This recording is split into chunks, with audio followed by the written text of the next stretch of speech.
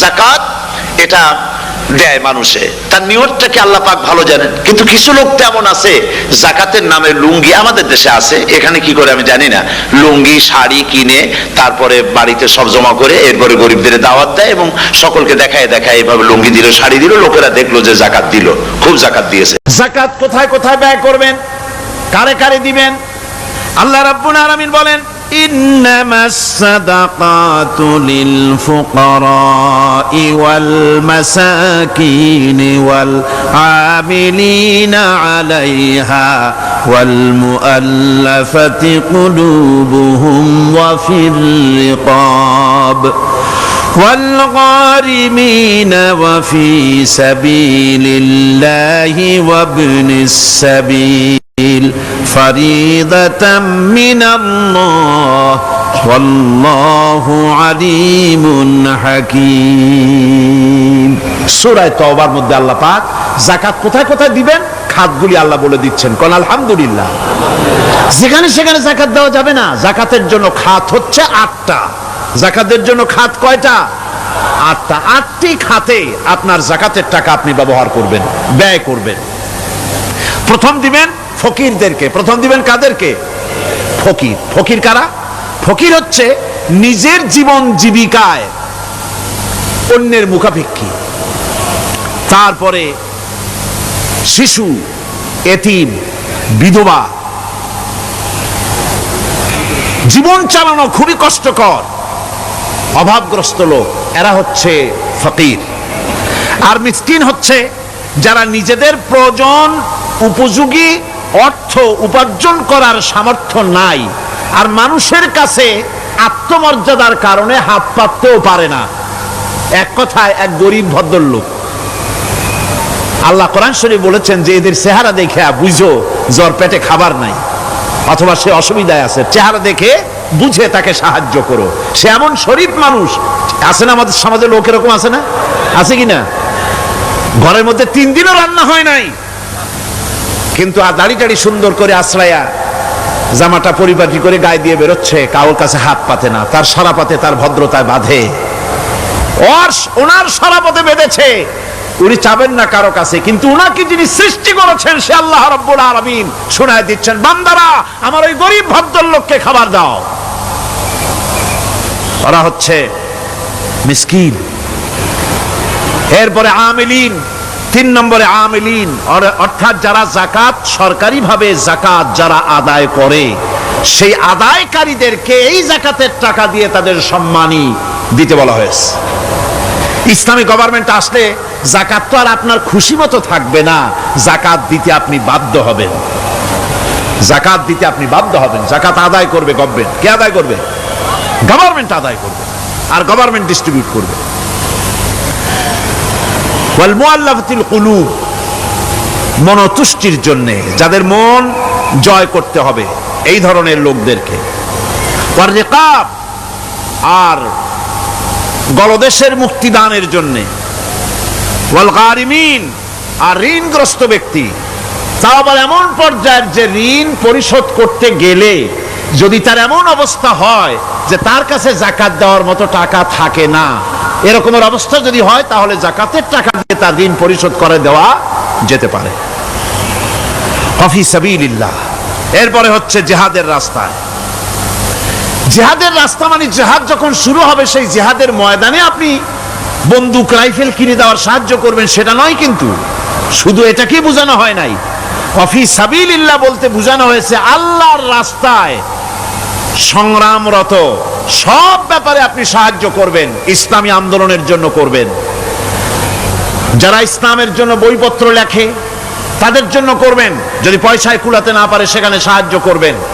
ইসলামী আন্দোলনকে বিজয় করার জন্য সাহায্য করবেন। এক কথায় আল্লাহর রাস্তা বলতে যা বুঝায় এগুলিকে দিবেন। ইবনে সাবিল, এরপরে পথিক মুসাফির।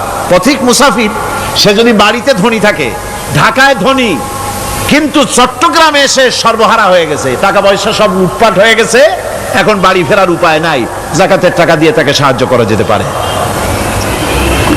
এই 8টি খাতে এভাবে যাকাত দেওয়ার জন্য আল্লাহ খাত সৃষ্টি করেছেন। কয়টা খাত হলো? 8টা খাত।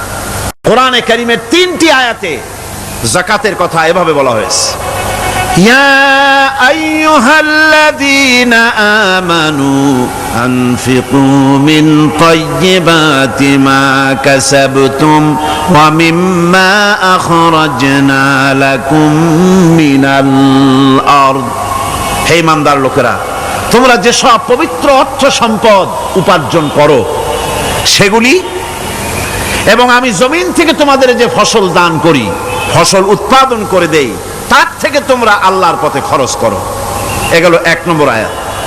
2 নম্বর, প্রথম আয়াত বলা হয়েছে সূরা বাকারায়, আর সূরা আনআমে বলা হচ্ছে কুলু মিন সামারিহি ইযা আসমারা ওয়া আতু হাক্কাহু ইয়াওমা হাসাদিহি।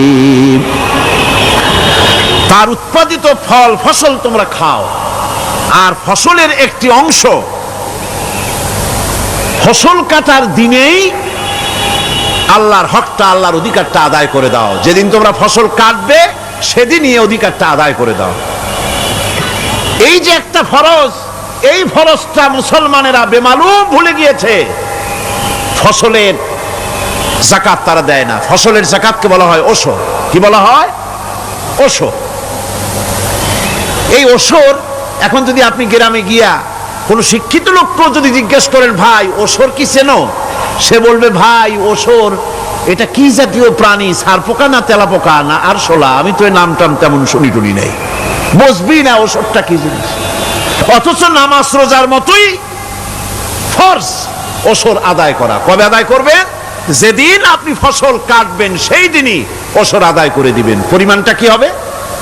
পরিমাণ হবে আকাশের বৃষ্টির পানি দিয়ে,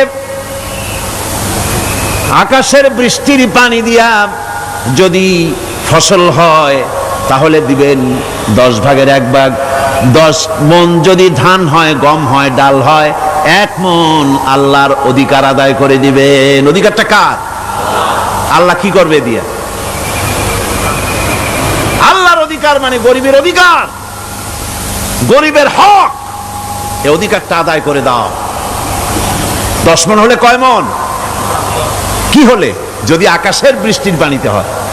আর যদি আপনার সেচের মাধ্যমে হয়, সেচ পরিকল্পনার মাধ্যমে পয়সা খরচ করে পেট্রোল ডিজেল লাগায়া ইঞ্জিন চালাইয়া পানি উঠাইয়া কষ্ট করে ফসল ফলাইছেন, তাহলে আল্লাহ পাক বলছেন 10 মণে 1 মণ দেওয়া লাগবে না, তোমার খরচ হইছে বেশি। বান্দারে, তোমার উপরে আল্লাহ পাক জুলুম করবেন না, এবার 20 মণ হলে তার থেকে 1 মণ দিও। সুবহানাল্লাহ। ওয়ামাল্লাহু বিযাল্লামিল লিল আবিদ। আল্লাহ রাব্বুল আলামিন তার বান্দার উপর জুলুম করেন না। সুবহানাল্লাহ। কোন এইভাবে করে ওশরের যাকাতটা তোমরা ঠিকমতো আদায় করে দিও। ওশরটা দিও, ফসলের ওশর দিও, আর টাকার যাকাত দিয়ে দিও। যারা এটা দিবে না তাদের সম্পর্কে আল্লাহ পাক সূরা তওবার ভিতরে বলেছেন, ওয়াল্লাযীনা ইয়াকনিজুনা আয-যাহাবা ওয়াল ফিদ্দাতা ওয়া লা ইউনফিকুনাহা ফি সাবিলিল্লাহি ফাবাশশিরহুম বিআযাবিন আলীম। যারা নাকি স্বর্ণ এবং রৌপ্যকে সঞ্চয় করে, জমা করে, ওয়ালা ইউনফিকুনাহা ফি সাবিলিল্লাহ, আর আল্লাহর রাস্তায় তা খরচ করে না, ফাবাশশিরহুম বিআযাবিন আলীম, তাদেরকে কঠিন পীড়াদায়ক শাস্তির সুসংবাদ দাও। পীড়াদায়ক শাস্তির কি দাও? শাস্তির কি সুসংবাদ হয় নাকি? হত উচিত ছিল শাস্তির দুঃসংবাদ শোনাও, না, আল্লাহ বলছেন সুসংবাদ শোনাও। এটার দৃষ্টান্তটা আমার ভাষায় আমি মানুষকে এভাবে বুঝাই। ছেলে খুব দুষ্ট, দুষ্টামির ঠেলায় অস্থির, তার মা মোটেই সামলাতে পারছে না। তখন মা বলে, বেটা আমার কথা তো শুনলি না, তোর বাবা আসুক, তারপরে আমি তারে নালিশ করব। এমন পিট্টি দেবে, মজা টের পাবি। তখন পিট্টি দিলে কি মজা লাগে নাকি? তার মানে শাস্তির তীব্রতা বুঝাবার জন্য বলা হচ্ছে, মজাটা টের পাবা। আল্লাহ রাব্বুল আলামিন বলছেন, কঠিন পীড়াদায়ক শাস্তির সুসংবাদ ওদের দাও, সোনা রূপা যারা জমা করে রাখে, যাকাত দেয় না, আল্লাহর রাস্তায় খরচ করে না। সোনা এখন পুরুষেরাও ব্যবহার করা আরম্ভ করছে। অবশ্য চিটাগংয়ে এমন কাম শুরু হয় নাই। ছাত্র, শিক্ষক, অফিসার গলা একটা সোনার চেন, শীতের দিনেও সামনের বোতাম খুলে রাখে যাতে চেনটা সকলে দেখে। মিয়া সাহেব, এটা সোনার চেন না, জাহান্নামের আগুনের শিকল পড়েছো। পুরুষের জন্য এক রত্তি সোনাও হারাম। তোমার শরীরের সৌন্দর্য বাড়াবার জন্য স্বর্ণ ব্যবহার করতে পারবে না। স্বর্ণ রৌপ্য জমা করলো আর আল্লাহর রাস্তায় খরচ করলো না। রব্বুল আলামিন বলেন, ইয়াউমা ইউহমা আলাইহা ফি নারি জাহান্নামা ফাতুকওয়া বিহা জিবাহুহুম ওয়া জুনুবুহুম ওয়া যুহুরুহুম। একদিন আসবে এমন যেদিন এই সঞ্চিত ধনরাশি, সোনা দানাগুলি জাহান্নামের আগুন দিয়ে জ্বালানো হবে। আর জাহান্নামের আগুন দিয়ে জ্বালায়া এইগুলি দিয়ে তার পিঠের উপরে আর পাঁজরে সিল মারা হবে জাহান্নামের আগুন দিয়া। বলা হবে, হাদা মা কানাজতুম লিআনফুসিকুম ফাযুকু মা কুনতুম তাকনিজুন। মজা চাখো, স্বাদ গ্রহণ করো। এ হলো তোমার সেই সঞ্চিত সম্পদ, সঞ্চিত ধনরাশি যা তুমি জমা করেছো আর আল্লাহর রাস্তায় খরচ করনি। এখন এর শাস্তি গ্রহণ করো। সুতরাং সঞ্চয় করা, মাল জমা করা এক শ্রেণীর লোক আছে। আল্লাহ পাক বলছেন, আল্লাযী জামা মালান ওয়া আদ্দাদা। মাল জমা করে আর মোছে তেল মাখে। টেলিফোন করে, হ্যালো, সোনালী ব্যাংকের ম্যানেজার সাহেব নাকি? বলে, হ্যাঁ, দেখুন তো আমার ব্যালেন্সটা কত। উনি বললেন, বল্টু সাহেব, আপনার ব্যালেন্স হচ্ছে 50,77,372 টাকা 79 পয়সা। তখন মোজ ঘষে, আতর লাগায়, তেল মাখে আর মনে মনে আনন্দ হয়, আরো কিছু জমা করতে পারলেই তো কঠিন কোটায় পৌঁছে যাব। আল্লাযী জামা মালান ওয়া আদ্দাদা। মাল জমা করে আর গুনতে থাকে, আল্লাহর রাস্তায় খরচ করে না। আল্লাহ রাব্বুল আলামিন বলছেন, খুয মিন আমওয়ালিহিম সাদাকাতান তুতাহহিরুহুম ওয়া তুযাক্কিহিম বিহা। তাদের অর্থ সম্পদ থেকে যাকাত উসুল করে তাদেরকে পবিত্র করে দাও। যাকাত আদায় করার মানি হলো তার সম্পদগুলি পাক হয়ে গেল। কোন আলহামদুলিল্লাহ, সম্পদ পাক হয়ে গেল, পবিত্র হয়ে গেল। আর যেই সম্পদের যাকাত দেওয়া হয় না, আল্লাহর রাস্তায় খরচ করা হয় না, তা সম্পূর্ণরূপে অপবিত্র, নাপাক। কি পরিমাণ সম্পদের নিসাবটা কেমন হবে? নিসাব হবে 52.5 তোলা রৌপ্য যদি আপনার কাছে থাকে, আপনি বাজার দর হিসাবে যাকাত দিবেন। স্বর্ণ 7.5 তোলা পর্যন্ত যদি হয়ে যায়, তাহলে অবশ্যই বাজার দর হিসাবে প্রতি বছর তার যাকাত দিবেন। ছাগল যদি 40টা থাকে, যাকাত দিবেন। গরু যদি 30টা থাকে, তাহলে যাকাত দিবেন। যাকাতের মাসলাটা খুবই কঠিন। যেখানে সেখানে গিয়ে জিজ্ঞেস করে এর জবাব পাওয়া সুকঠিন হয়ে যাবে। এই জন্য মাল পবিত্র করার জন্য, জাহান্নামের কঠিন শাস্তি থেকে বাঁচার জন্য আমি আপনাদেরকে উপদেশ দেব, সাজেশন করব, পরামর্শ দেব একটা বই পড়ার জন্য। বইটা লেখক হচ্ছেন আল্লামা ইউসুফ আল কারজাবী। বর্তমান আসরে, এই বর্তমান বিশ্বের একজন সাহসী মুফাক্কির ইসলাম, কাতার ইউনিভার্সিটির শরিয়া ফ্যাকাল্টির ডিন। তার লেখা ফিকহুজ যাকাত, বিশাল এই আরবি গ্রন্থের অনুবাদ করেছেন অনুবাদ রাজ্যের রাজা। এদেশে ইসলামী আন্দোলনের এই ভূখণ্ডের পুরোধা ইসলামী আন্দোলনের বর্তমান সব নেতাদের ওস্তাদ আল্লামা হযরত মাওলানা আব্দুর রহিম সাহেব রাহিমাহুল্লাহ, আল্লাহ তাকে জান্নাতুল ফেরদাউসের মেহমান বানায় নিক, জোরে কোন আমিন। তিনি এটার অনুবাদ করেছেন ইসলামে যাকাতের বিধান। ইসলামে, নামটা মনে রাখেন, ইসলামে যাকাতের বিধান। ইসলামী ফাউন্ডেশন বইটা বের করেছে, এত বড় 2টি খণ্ড। এই বইটি আপনারা সংগ্রহ করবেন, ইসলামের যাকাত বিধান। বইটি আপনারা সংগ্রহ করবেন মনে করে। আল্লাহর রাহে যে আপনি খরচ করবেন, সেই খরচ করার জন্য আল্লাহ রাব্বুল আলামিন কয়েকটা মূলনীতি দিয়েছেন। কিভাবে, কি মন মানসিকতা নিয়ে খরচ করবেন। খরচ করলেই কিন্তু সওয়াব হবে না।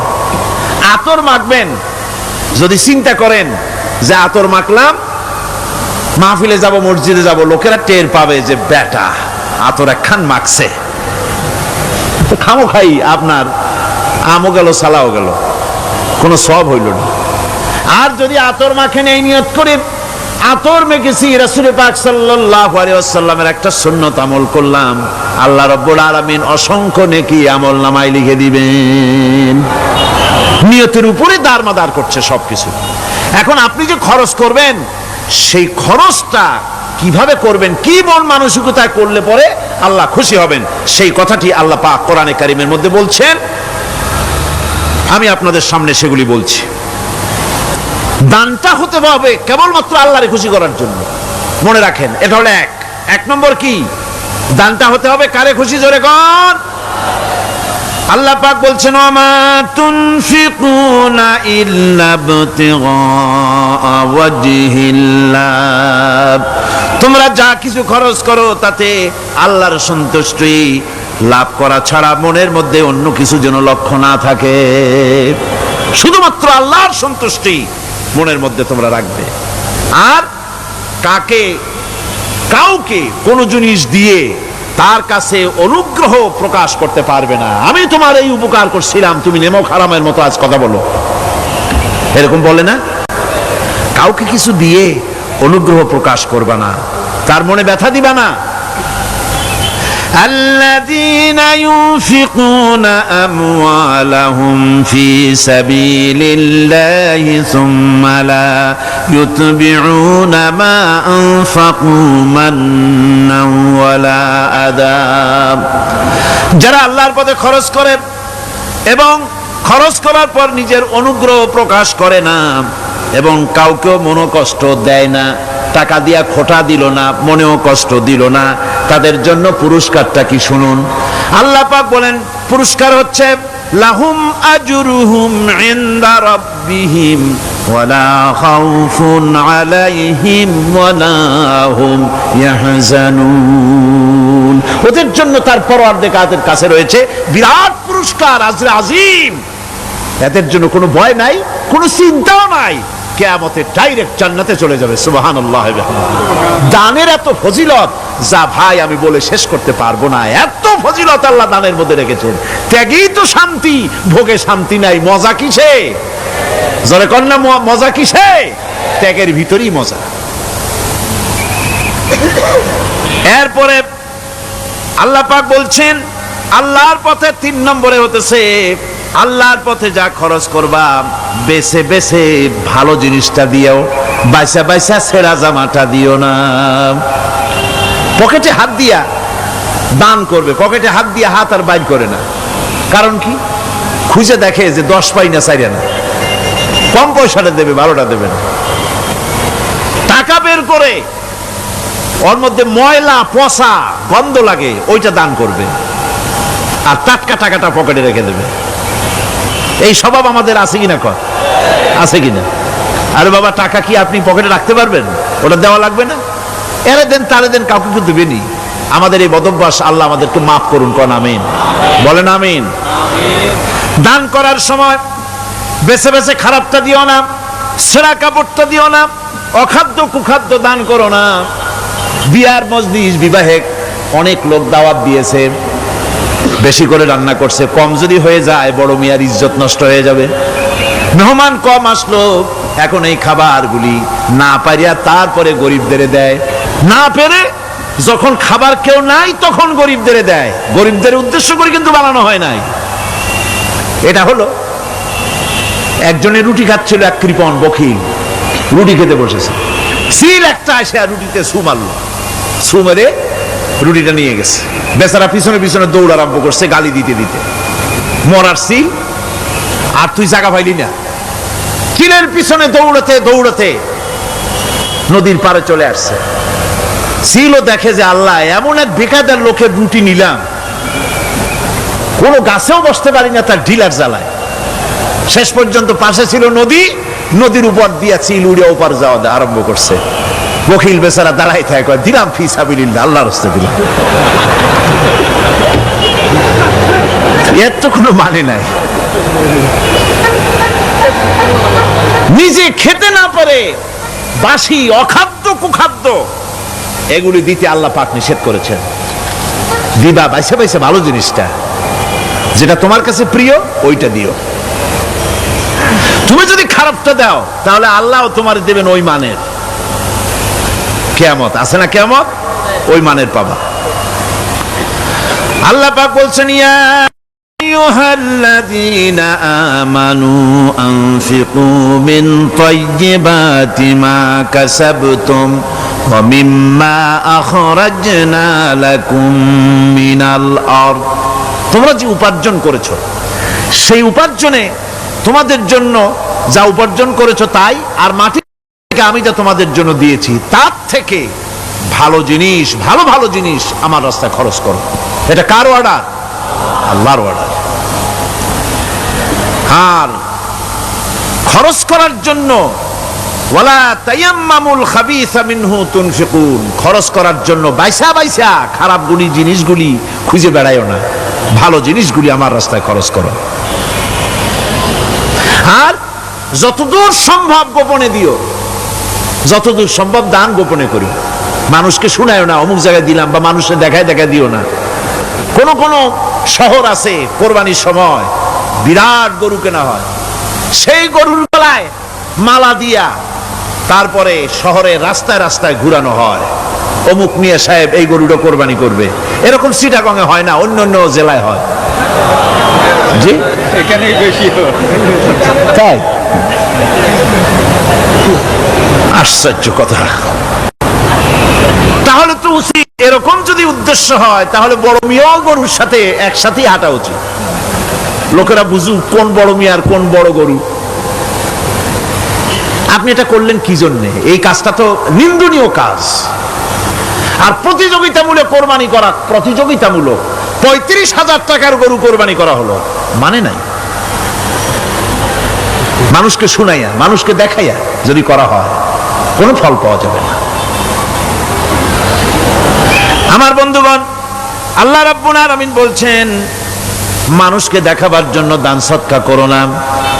ইন তুবদুস সাদাকাতি ফানি'ম্মা হিয়া ওয়া ইন তুখফুহা ওয়া তু'তুহাল ফুকারা ফাহুয়া খায়রুল লাকুম ওয়া ইউকাফিরু আনকুম মিন সাইয়্যাতিকুম। প্রকাশ্যভাবে খরচ করলে তা ভালো, আল্লাহ পাক বলছেন প্রকাশ্যভাবে খরচ করলে তা ভালো, কিন্তু গোপনে দান করা সবথেকে উত্তম। তবে প্রকাশ্যে দান করতে গিয়ে যদি এটা এই জন্য হয় যে আমি দিলে পরে আরো একজন উৎসাহিত হয়ে যাবে, সমাজ কল্যাণ পরিষদের এত বড় বিশাল মাহফিল, 16 লক্ষ টাকা খরচ হবে, দিলাম আমি 1 লাখ টাকা, এটা শুনাইয়া বলার পর আমার কথা শুনিয়া আরো যাদের টাকা আছে তারা হয়তো 2 লাখ দেবে, এই চিন্তা করে যদি তারগিবের জন্য, উৎসাহ প্রদানের জন্য, ইন্সপিরেশনের জন্য যদি হয়, এই নিয়ত হলে ক্ষতি নেই। কিন্তু সর্বাবস্থায় দানটা গোপন হয় ভালো।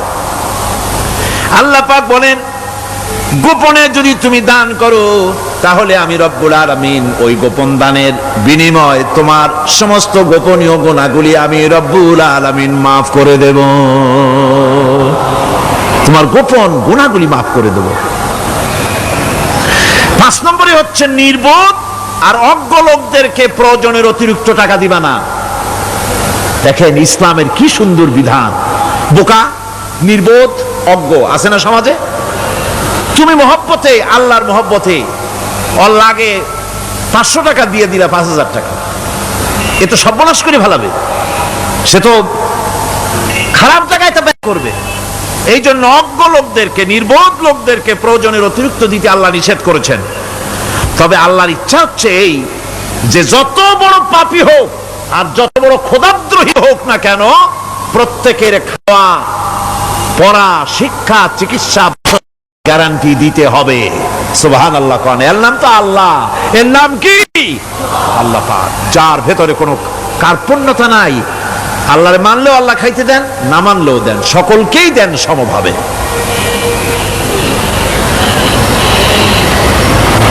6 নম্বরে হচ্ছে কারো প্রয়োজন পূরণের জন্য যদি ধার দেওয়া হয়, যদি কাউকে ধার দেন তা আদায় করার জন্য বারবার তাকে তাগাদা দেওয়া যাবে না। একথা শুনিয়া যারা ঋণগ্রস্ত আছেন তারা আবার এই সুবিধাটা নিয়েন না। সামর্থ্য থাকতে যদি যার কাছ থেকে ধার এনেছেন তাকে যদি কষ্ট দেন, অবশ্যই আল্লাহর কাছে আসামি হতে হবে কিয়ামতের দিন, কোনো সন্দেহ নাই। আর যে ব্যক্তি ধার দিয়েছেন তিনি যদি বুঝতে পারেন যে এই লোকটি আসলেই নিয়ত ভালো কিন্তু দিতে পারতেছে না, তাহলে এমন লোককে বারবার তাগাদা দিতে আল্লাহ নিষেধ করেছেন। তাকে শরম দিও না, তাকে সময় দাও। وَإِنْ كَانَ ذُو عُسْرَةٍ فَنَذِرَةٌ إِلَى مَيْسَرَةٍ وَأَنْ تَصَدَّقُوا خَيْرٌ لَكُمْ إِنْ كُنْتُمْ تَعْلَمُونَ। ঋণগ্রস্ত ব্যক্তির আর্থিক অবস্থা খারাপ হলে সচ্ছল হওয়া পর্যন্ত তাকে সময় দাও, আর তাকে যদি ক্ষমা করে দিতে পারো সেটা তো অনেক ভালো কথা। আল্লাহ তোমার প্রতি রহম করবেন। যদি ক্ষমার তাকে যদি সে দিতেই পারবে না এমন অবস্থা যদি হয়, তাহলে তাকে তুমি ক্ষমা করে দিও। কিছু সংখ্যক লোক আছে যারা ধার নিয়ে আসলে ফাঁকি দিতে চায়, আছেন এমন সমাজে না? নাই? কিছু লোক আছে ধার নেয়, ভাই দেব 1 মাসের মধ্যে, কোনো সন্দেহ নাই। 6 মাস যায় তারপরেও দেয় না, অন্য কাজ করে মিটাই, অন্য কাজ মিটায়, কিন্তু এর টাকা পরিশোধ করে না। এরকম লোকও আছে, তারা আল্লাহর কাছে দায়ী হবে। একবার পত্রিকায় দেখেছিলাম কার বাড়িতে কার্টুন দিয়েছে, বাড়িতে বিরাট সাইনবোর্ড লাগাইছে কুকুর হইতে সাবধান। তার বন্ধু বলছে, ভাই তুমি কুকুর কিনলে কবে? কয় যে না, কুকুর কিনি নাই, সাইনবোর্ড লাগাইছি পাওনাদারদেরকে ঠেকাবার জন্য, যাতে সহজে বাড়ির মধ্যে না ঢোকে। এই চালাকিটা আর কেউ বুঝুক আর না বুঝুক, আল্লাহ পাক তো খুব ভালো করেই বোঝেন।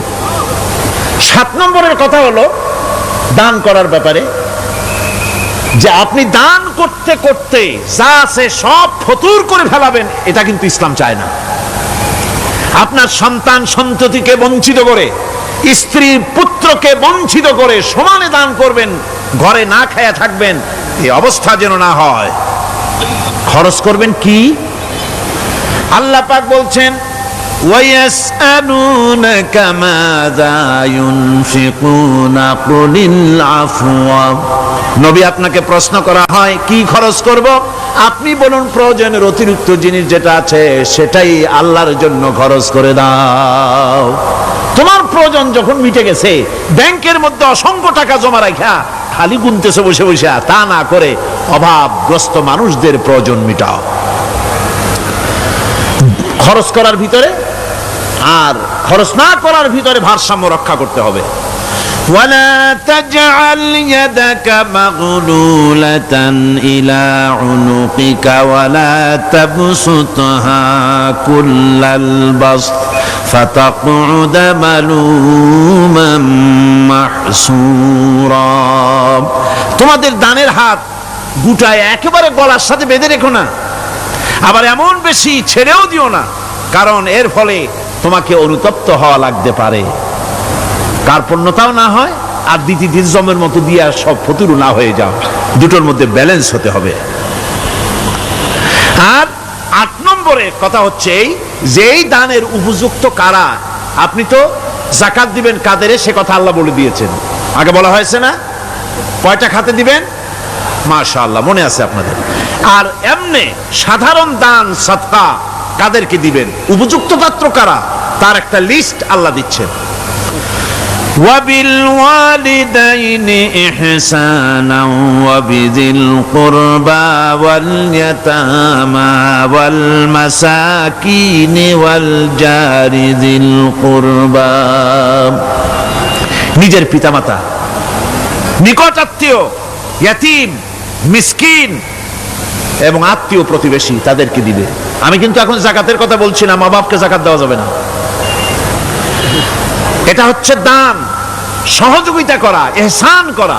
এই ইহসান মা বাপকে, প্রতিবেশী আত্মীয় যারা, মিসকিন যারা, এতিম যারা, অনাত্মীয় প্রতিবেশী যারা, চলার সাথী, প্রবাসী এবং নিজের চাকর চাকরানি যা কিছু আছে, এই সকলকেই এই সাহায্য করতে হবে, একথা আল্লাহ বলে দিয়েছেন। এবং আমরা যে আয়াত আলোচনা করতেছি সে আয়াতের ভিতরেও এই ফিরিস্তি আল্লাহ পাক বলে দিয়েছেন।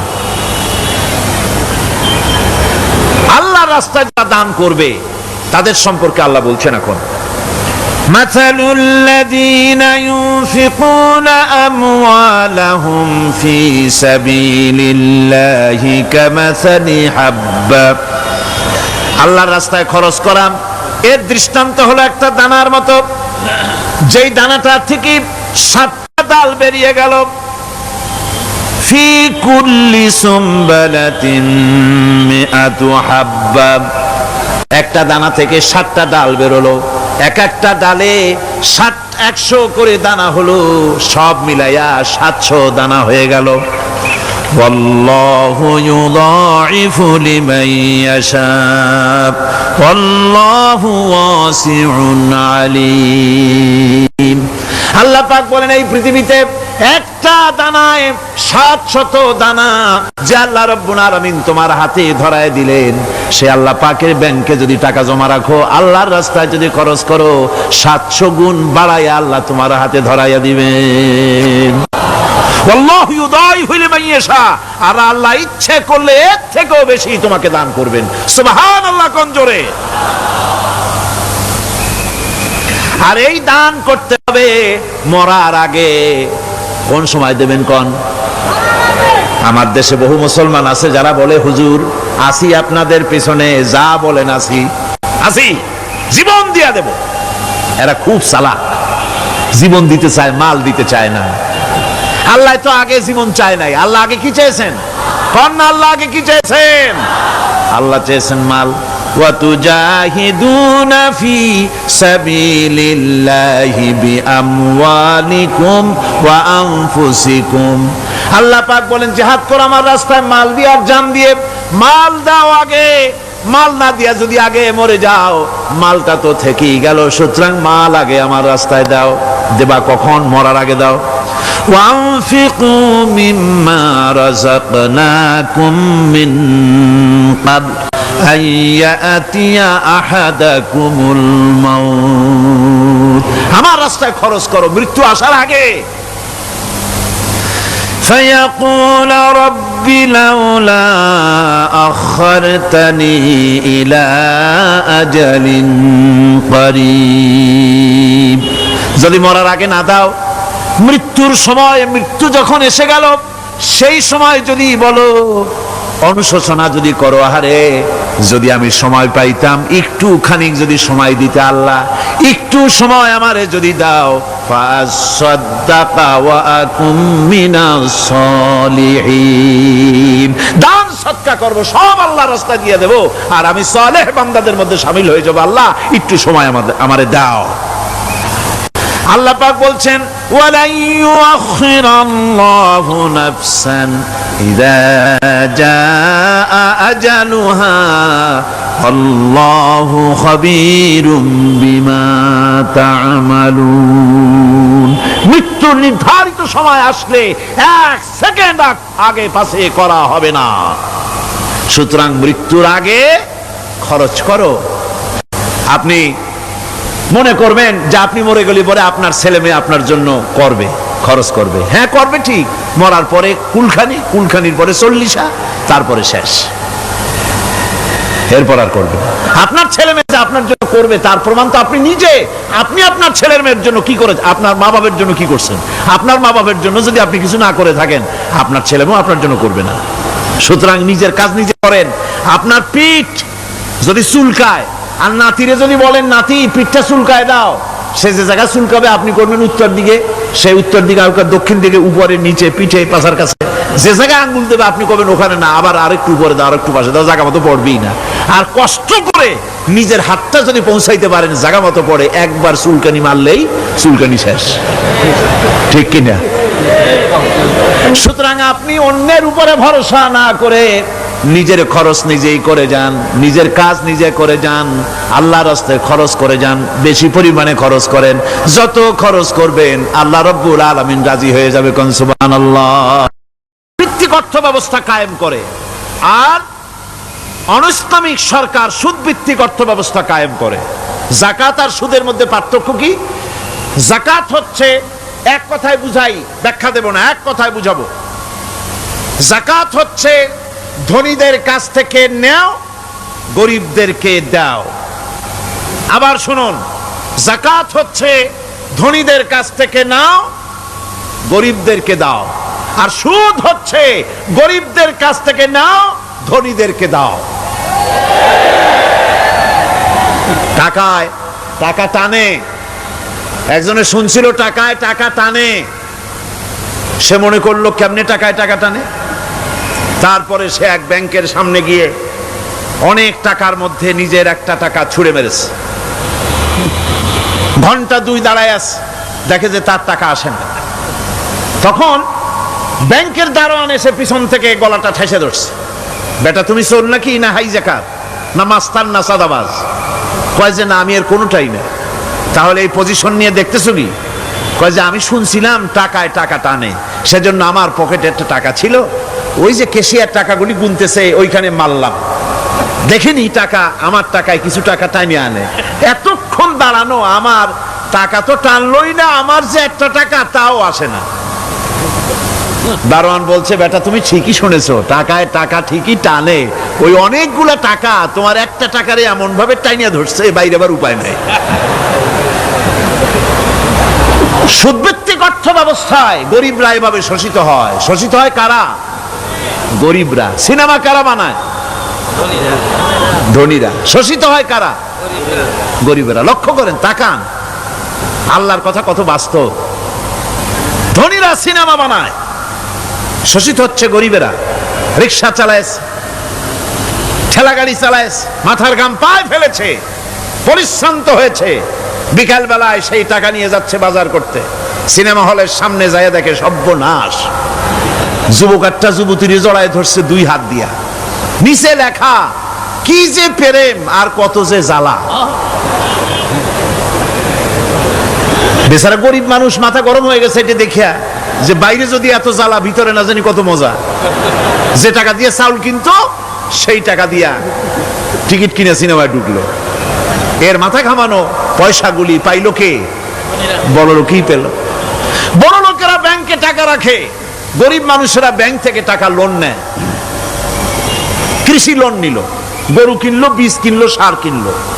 আকাশ থেকে বৃষ্টি হলো না, অনাবৃষ্টি, অতিবৃষ্টি, খরার কারণে ফসল হলো না। ব্যাংক কি তার লোন মাফ করবে? তার সুদ মাফ করবে? শেষ পর্যন্ত গরুটা বেচা, মায়ের হাতের, বউ হাতের শেষ চুরি গাছা বিক্রি করে লোন পরিশোধ করলো। বড় লোকের টাকা ওখানে ছিল, ওই টাকায় আরো টাকা গিয়ে জমলো, আর গরিব ফতুর হয়ে গেল। এই জন্য আল্লাহ পাক বলেছেন সুদ হচ্ছে ওয়াহাল্লাল্লাহুল বায়আ ওয়া হাররামা রিবা। আল্লাহ পাক ব্যবসাকে করেছে হালাল, সুদকে করেছেন হারাম। এই সুদের মধ্যে 70টি গুনাহ, তার ছোট্ট গুনাহ হলো নিজের মায়ের সাথে জিনা করা। জোরে কোন নাউজুবিল্লাহ। মায়ের সাথে জিনা করার চাইতেও নিকৃষ্ট, এটা হলো ছোট গুনাহ। টের পাইছেন? এটাই হলো ছোট গুনাহ। তাহলে বড় গুনাহ কি? বড় গুনাহ হচ্ছে আল্লাহ আর তার রাসূলের সাথে যুদ্ধ করা। নাউজুবিল্লাহ পড়ে। সুতরাং এই সুদ ভিত্তিক অর্থ ব্যবস্থার, এই সুদ ভিত্তিক অর্থ ব্যবস্থাকে নির্মূল করে দিয়ে ইসলাম যাকাত ভিত্তিক অর্থ ব্যবস্থা কায়েম করেছিল, যার ফলে মানুষ খেয়ে পরে সুখে শান্তিতে বসবাস করেছে। চুরি নাই, ডাকাতি নাই, জেনা নাই, ব্যভিচার নাই, হত্যা নাই, ধর্ষণ নাই। এমন এক সময় এসেছিল কোরআনে কারিমের বরকতে, যাকাত ভিত্তিক অর্থনীতির বরকতে এমন এক সময় এসেছিল ময়দানে ঢোল পিটানো হতো বাজারে বাজারে, যাকাত কে নেবে, যাকাত কে নেবে, যাকাত কে নেবে। একজন মানুষও খুঁজে পাওয়া যায় নাই যে বলবে যাকাত আমার দরকার। গল্প করলাম? এটা কি গল্প? এটা বাস্তব। হযরত ওমর বিন আব্দুল আজিজ রাহমাতুল্লাহ আলাইহির জামানায় সদকার টাকা নিয়ে 3টি দিন একজন ঘুরেছেন গ্রামে গ্রামে, ময়দানে ময়দানে। একটা গরিব খুঁজতেছেন সদকার টাকা দেবে, গরিব খুঁজে পাওয়া যায় না। ক্লান্ত শ্রান্ত হয়ে মরুদ্যানের ভিতরে আরাম করতেছেন, এমন সেখানে আরেকটা লোক আসছে, ধুলা মলিন বড় একটা বস্কা তার সাথে। এই লোকটি তার কাছে গিয়ে বলছে, ভাই আল্লাহ আপনারে আমারে মিলাই দিছে, 3 দিন পর্যন্ত ঘুরেছি কিছু সদকার টাকা নিয়ে, এত বড় দেশের এত জায়গা ঘুরলাম, একটা গরিব পাই নাই যে তারে দেব, আল্লাহ আপনারে মিলাই দিছে, নেন এই টাকাগুলা। কয় যে তোমার মাথা খারাপ না স্ক্রু ঢিলা? তুমি কি মনে করছো আমার এই বস্কার মধ্যে ছেঁড়া খাতা? তোমার টোপলায় যে টাকা আছে আমার বস্তায় তার থেকে অনেক বেশি টাকা আছে। তুমি ঘুরতেছো 3 দিন, আমি ঘুরতেছি সপ্তাহকাল, একটা ভিক্ষুক পাই নাই। এটা কিসের বরকতে? ইসলামী অর্থনীতির বরকতে। যখন কিসের বরকতে? কপাল পোড়া জাতি, কপাল পোড়া জাতি। সেই বরকতপূর্ণ সমাজ ব্যবস্থার দিকে না গিয়ে কোন নেতা কোন নেত্রী কি কইল সেদিকে দৌড়ায়, সেদিকেই দৌড়ায় পাগলের মতো। হেমিলেনের বংশীবাদক বাঁশি বাজায় চললো, আর ইঁদুর বাঁদর সব পিছনে ছুটলো। এর কোনো মানে হয় না। যাকাত হচ্ছে পবিত্র করে দেওয়া। নামাজের পর ইসলামের সবচাইতে গুরুত্বপূর্ণ ব্যাপার হলো নামাজ।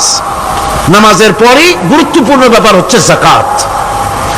আর ইবাদতের বেলায় সাধারণত নামাজের পরে আমরা রোজা বলি, নামাজ রোজা, কিন্তু আসল কথা হচ্ছে নামাজের পরই যাকাত। কোরআনে কারিমে এভাবেই বলা হয়েছে। নামাজ এবং যাকাত এই দুটি জিনিস হচ্ছে ইসলামের প্রধান স্তম্ভ। ইসলামী রাষ্ট্র যদি হয়, যদি দেশটা ইসলামী রাষ্ট্র হয়ে যায়, তাহলে মুমিনরা যদি ক্ষমতায় আসে তাহলে কি কাজ করবে? আল্লাহ রাব্বুল আলামিন কোরআনে কারীমের মধ্যে বলেছেন, আল্লাযীনা ইম্মাক্কান্নাহুম ফিল আরদি আকামুস সালাত ওয়া আতাউজ যাকাত। আমার মুমিন বান্দারা যদি ক্ষমতায় আসে, মুমিনরা যদি ক্ষমতা পায়, তাহলে 4খানা কাজ করবে। কয়খান কাজ? জোরে চিল্লায় কোন কয়খান? প্রথম কাজ, ক্ষমতায় এসেই নামাজ প্রতিষ্ঠা করবে। প্রথম কাজ কি? নামাজ প্রতিষ্ঠা করবে। সে নামাজের কথা বলবো কালকে। 2 নম্বরের কাজ হলো যাকাত আদায় করবে। 2 নম্বরের কাজ কি? যাকাত আদায় করবে। যাকাত বোর্ড গঠন করবে না, যাকাত আদায় করবে। যে সরকার নামাজ প্রতিষ্ঠা করে না, সে সরকারের যাকাত বোর্ড করে যাকাত আদায় করার অধিকার থাকার কথা নয়। সুবিধাবাদ জিন্দাবাদ দিলে তো চলবে না। যাকাতের টাকা নিয়ে করেন কল্যাণমূলক কাজ, কিন্তু আল্লাহর হুকুম তো সেরকম না। আল্লাহর প্রথম হুকুম হলো নামাজ প্রতিষ্ঠা করতে হবে, তারপরে যাকাত আদায় করতে হবে। কোরআন শরীফ খোলার সাথে সাথে যে জিনিসটা নজরে পড়ে সেটা কি? কোরআনে কারীম খোলার সঙ্গে সঙ্গে যে জিনিসটি নজর পড়ে তা হলো আলিফ লাম মিম যালিকাল কিতাবু লা রাইবা ফীহি হুদাল লিল মুত্তাকিন আল্লাযীনা ইউমিনুনা বিল গায়বি ওয়া ইউকিমুনাস সালাতা ওয়া মিম্মা রাযাকনাহুম ইউনফিকুন। এই কিতাবের মধ্যে কোনো সন্দেহ নাই, মুত্তাকিনদের জন্য এই কিতাব হেদায়েত, হেদায়েতের জন্য এসেছে। আর মুত্তাকি হচ্ছে তারা যারা নাকি গায়েবের প্রতি ঈমান আনে, অদৃশ্যকে বিশ্বাস করে, নামাজকে প্রতিষ্ঠা করে, আর আমি যে রিজিক দিয়েছি তার দ্বারা আমার রাস্তায় খরচ করে। ইসলাম নামাজের পরই যাকাতের জায়গাটা দিয়েছে। যেখানেই আছে আকিমুস সালাত সেখানেই আছে ওয়াতুজ যাকাত।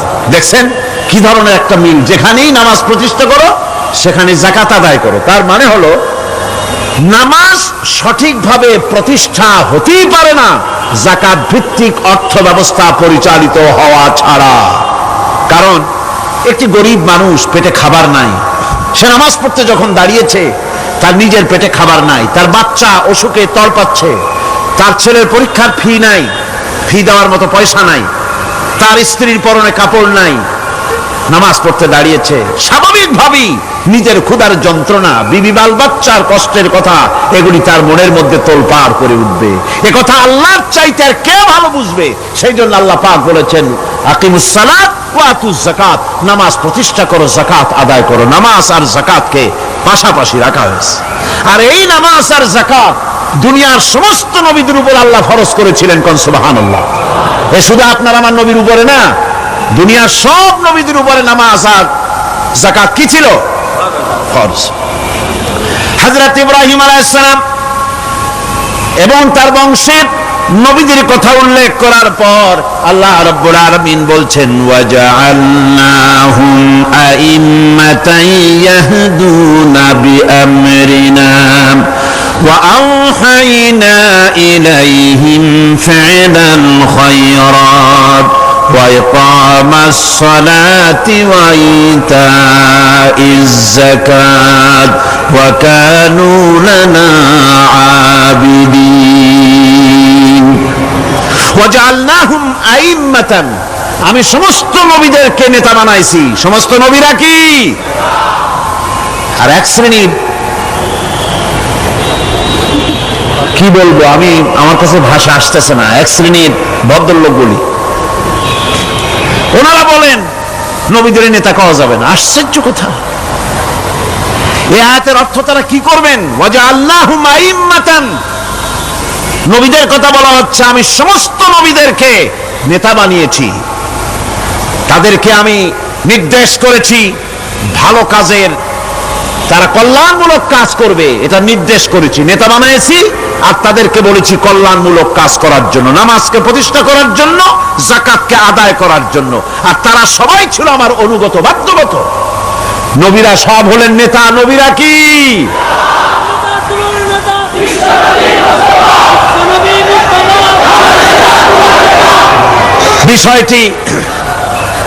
বিষয়টি ওনারা বুঝতে চান না, বিষয়টি ওনারা বুঝতে চান না, তাই নবীকে ওনারা নেতা বলতে চান না। বাংলায় আপত্তি করেন, সাইয়েদেনা বলতে আপত্তি করেন না। সাইয়েদেনা মানেই তো আমাদের নেতা, দরুদ শরীফ পড়লেই তো আল্লাহুম্মা সাল্লি আলা সাইয়েদেনা বলি, মানেই হলো আমাদের নেতা। ইংরেজিতে বললে অসুবিধা নাই, উর্দুতে বললে অসুবিধা নাই, আরবিতে বললে অসুবিধা নাই, বাংলায় নেতা বললেই অসুবিধা। কেন হইল? কারা জানি স্লোগান দেয় অমুক অমুক আমার নেতা, তোমার নেতা অমুক তমুক, সেই জন্য হুজুর সাল্লাল্লাহু আলাইহি ওয়াসাল্লাম নেতা কওয়া যাবে না। একটা কথা হইল, রাসূল করিম সাল্লাল্লাহু আলাইহি ওয়াসাল্লাম নবীরাই যদি নেতা না হন তাহলে নবীরা কি অনুসারী? নাউযুবিল্লাহি মিন যালিক। রাসূলকে বলা হয় ইমামুল মুরসালিন। আমাদের হুজুরকে কি বলা হয়? আমাদের রাসূলকে কি বলা হয়? ইমামুল মুরসালিন। মানে কি? সমস্ত নবীদের নিয়ে উনি নামাজের, সমস্ত নবীর একটা মসজিদে নামাজ পড়তেন, উনি সেখানে ইমামতি করতেন নাকি? না, সমস্ত নবীদের তিনি ইমাম, নেতা। সুবহানাল্লাহ। সুতরাং এটা এক ধরনের মূর্খতা। আল্লাহ পাক বলছেন আমি সমস্ত নবীদেরকে নেতা হিসাবে পৃথিবীতে প্রেরণ করেছি, তারা হচ্ছেন নেতা। তাদেরকে আমি হেদায়েত দিয়েছি, আমি হুকুম করেছি ওহীর মাধ্যমে জনকল্যাণমূলক কাজ তোমরা করো, নামাজ প্রতিষ্ঠা করো, কল্যাণমূলক কাজ করো, ফেলাল খায়রাত, কল্যাণমূলক কাজ করো, আর নামাজ প্রতিষ্ঠা করো, যাকাতকে আদায় করো। আর তারা সবাই ছিল আমার বাধ্যগত। ইসমাঈল আলাইহিস সালাম সম্পর্কে বলা হয়েছে وَكَانَ يَأْمُرُ أَهْلَهُ بِالصَّلَاةِ وَالزَّكَاةِ وَكَانَ عِندَ رَبِّهِ مَرْضِيًّا। সে তার স্বজনদেরকে নামাজের হুকুম করত, নামাজের এবং যাকাতের নির্দেশ দিতেন হযরত ইসমাঈল আলাইহিস সালাম। আর তিনি ছিলেন বিশেষ মর্যাদার অধিকারী। মূসা আলাইহিস সালাম এবং তার কওমকে আল্লাহ পাক এই অর্ডার দিয়েছিলেন। মূসা আলাইহিস সালাম বলেছিলেন, আয় আল্লাহ, আমার কওমকে যেন তুমি গজব দিও না, তাদেরকে তুমি শাস্তি দিও না। আল্লাহ পাক হযরত মূসা আলাইহিস সালামের এই প্রার্থনার জবাবে আল্লাহ পাক বললেন, আযাবি উসিবু বিহি মান আশাউ ওয়া রাহমাতি ওয়াসিআত কুল্লা শাই। আমি যাকে চাইবো আমার আযাবে নিক্ষেপ করব, তবে সকল জিনিসের উপর আমার রহমত পরিবেষ্টিত আছে। তবে হ্যাঁ, ফাসাকতুবুহা লিল্লাযীনা ইয়াত্তাকুনা ওয়া ইউতুনাজ যাকাতা ওয়াল্লাযীনা হুম বিআয়াতিনা ইউমিনুন। আমি এই রহমত কেবলমাত্র তাদের জন্য লিখে রাখবো যারা নাকি নামাজ প্রতিষ্ঠা করবে আর যারা যাকাত আদায় করবে, আমি তাদেরকে আমার গজব থেকে বাঁচায়া দেব। যাকাত যারা আদায় করবে আমি তাদেরকে আমার শাস্তি থেকে, গজব থেকে রক্ষা করব। রাসূল করিম সাল্লাল্লাহু আলাইহি সাল্লামের পূর্বে শেষ নবী হচ্ছেন হযরত ঈসা আলাইহিস সালাম। তাকে আল্লাহ পাক এই অর্ডারই করেছেন। কোরআনে কারিমে বলা হচ্ছে, ওয়াজআলানি মুবারাকান আইনামা কুনতু ওয়া আওসানি বিস-সালাতি ওয়াজ-যাকাতি মা দুমতু হাইয়া। আমি যেখানেই থাকি না কেন আমাকে অর্ডার করা হয়েছে যতদিন বেঁচে থাকবো আমি ততদিন যেন আমি নামাজ আদায় করি আর যাকাত দেই। ঈসা আলাইহিস সালাম বলছেন, আল্লাহ পাক আমার উপরে এই নির্দেশ করেছেন, আমি যেখানেই থাকি আর যতদিন বাঁচি আমাকে নামাজ আর যাকাত এই দুটি জিনিস সম্পর্কে আল্লাহ পাক আমাকে আদেশ করেছেন। এখন যাকাত দিতে হবে, গুরুত্বপূর্ণ ব্যাপার। মানুষেরা অবহেলায় এই যাকাত থেকে নিজেকে বঞ্চিত রেখেছে, মাহরুম রেখেছে এত বড় একটি নিয়ামত থেকে, সমাজকে মাহরুম করছে, যাকাত দিচ্ছেন। কোরআনে কারীমের 3টি আয়াতে যাকাতের কথা এভাবে বলা হয়েছে, ইয়া আইয়ুহাল্লাযীনা আমানু আনফিকু মিন তাইয়্যিবাতি মা কাসাবতুম ওয়া মিম্মা আখরাজনা লাকুম মিনাল আরদ। হে ইমানদার লোকেরা, তোমরা যে সব পবিত্র অর্থ সম্পদ উপার্জন করো সেগুলি, এবং আমি জমিন থেকে তোমাদের যে ফসল দান করি, ফসল উৎপাদন করে দেই, তার থেকে তোমরা আল্লাহর পথে খরচ করো। এগুলো 1 নম্বর আয়াত। 2 নম্বর, প্রথম আয়াত বলা হয়েছে সূরা বাকারায়, আর সূরা আনআমে বলা হচ্ছে, কুলু মিন সামারিহি ইযা আসমারা ওয়া আতু হাক্কাহু ইয়াওমা হাসাদিহি। তার উৎপাদিত ফল ফসল তোমরা খাও, আর ফসলের একটি অংশ ফসল কাটার দিনেই আল্লাহর হকটা, আল্লাহর অধিকারটা আদায় করে দাও। যেদিন তোমরা ফসল কাটবে সেদিনই এই অধিকারটা আদায় করে দাও। এই যে একটা ফরজ, এই ফরজটা মুসলমানেরা বেমালুম ভুলে গিয়েছে। ফসলের যাকাত তারা দেয় না। ফসলের যাকাতকে বলা হয় ওশর। কি বলা হয়? ওশর। এই ওশর এখন যদি আপনি গ্রামে গিয়া কোন শিক্ষিত লোককেও যদি জিজ্ঞেস করেন, ভাই ওশর কি চেনো, সে বলবে, ভাই ওশর এটা কি জাতীয় প্রাণী, সারপোকা না তেলাপোকা না আরশোলা, আমি তো এই নামটাম তেমন শুনি টুনি নাই, বুঝবি না ওশরটা কি জিনিস। অথচ নামাজ রোজার মতোই ফরজ ওশর আদায় করা। কবে আদায় করবেন? যেদিন আপনি ফসল কাটবেন সেই দিনই ওশর আদায় করে দিবেন। পরিমাণটা কি হবে? পরিমাণ হবে আকাশের বৃষ্টির পানি দিয়ে, আকাশের বৃষ্টির পানি দিয়া যদি ফসল হয় তাহলে দিবেন 10 ভাগের 1 ভাগ। 10 মণ যদি ধান হয়, গম হয়, ডাল হয়, 1 মণ আল্লাহর অধিকার আদায় করে দিবেন। অধিকারটা কার? আল্লাহ কি করবে দিয়া? আল্লাহর অধিকার মানে গরিবের অধিকার, গরিবের হক, এই অধিকারটা আদায় করে দাও। 10 মণ হলে কয় মণ? কি হলে? যদি আকাশের বৃষ্টির পানিতে হয়, আর যদি আপনার সেচের মাধ্যমে হয়, সেচ পরিকল্পনার মাধ্যমে পয়সা খরচ করে পেট্রোল ডিজেল লাগায়া ইঞ্জিন চালায়া পানি উঠায়া কষ্ট করে ফসল ফলাইছেন, তাহলে আল্লাহ পাক বলছেন 10 মণে 1 মণ দেওয়া লাগবে না, তোমার খরচ হইছে বেশি। বান্দারে, তোমার উপরে আল্লাহ পাক জুলুম করবেন না, এবার 20 মণ হলে তার থেকে 1 মণ দিও। সুবহানাল্লাহ। ওয়ামাল্লাহু বিযাল্লামিল লিল আবিদ। আল্লাহ রাব্বুল আলামিন তার বান্দার উপর জুলুম করেন না। সুবহানাল্লাহ। কোন এইভাবে করে ওসরের যাকাতটা তোমরা ঠিকমতো আদায় করে দিও। ওসরটা দিও, ফসলের ওসর দিও, আর টাকার যাকাত দিয়ে দিও। যারা এটা দিবে না তাদের সম্পর্কে আল্লাহ পাক সূরা তওবার ভিতরে বলেছেন, والذين يكنزون الذهب والفضة ولا ينفقونها في سبيل الله فبشرهم بعذاب أليم।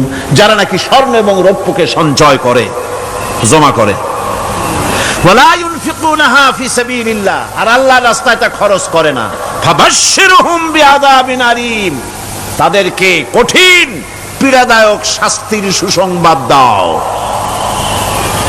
পীড়াদায়ক শাস্তির কি দাও? শাস্তির কি সুসংবাদ হয় নাকি? হয়তো উচিত ছিল শাস্তির দুঃসংবাদ শোনাও, না, আল্লাহ বলছেন সুসংবাদ শোনাও। এটার দৃষ্টান্তটা আমার ভাষায় আমি মানুষকে এভাবে বুঝাই।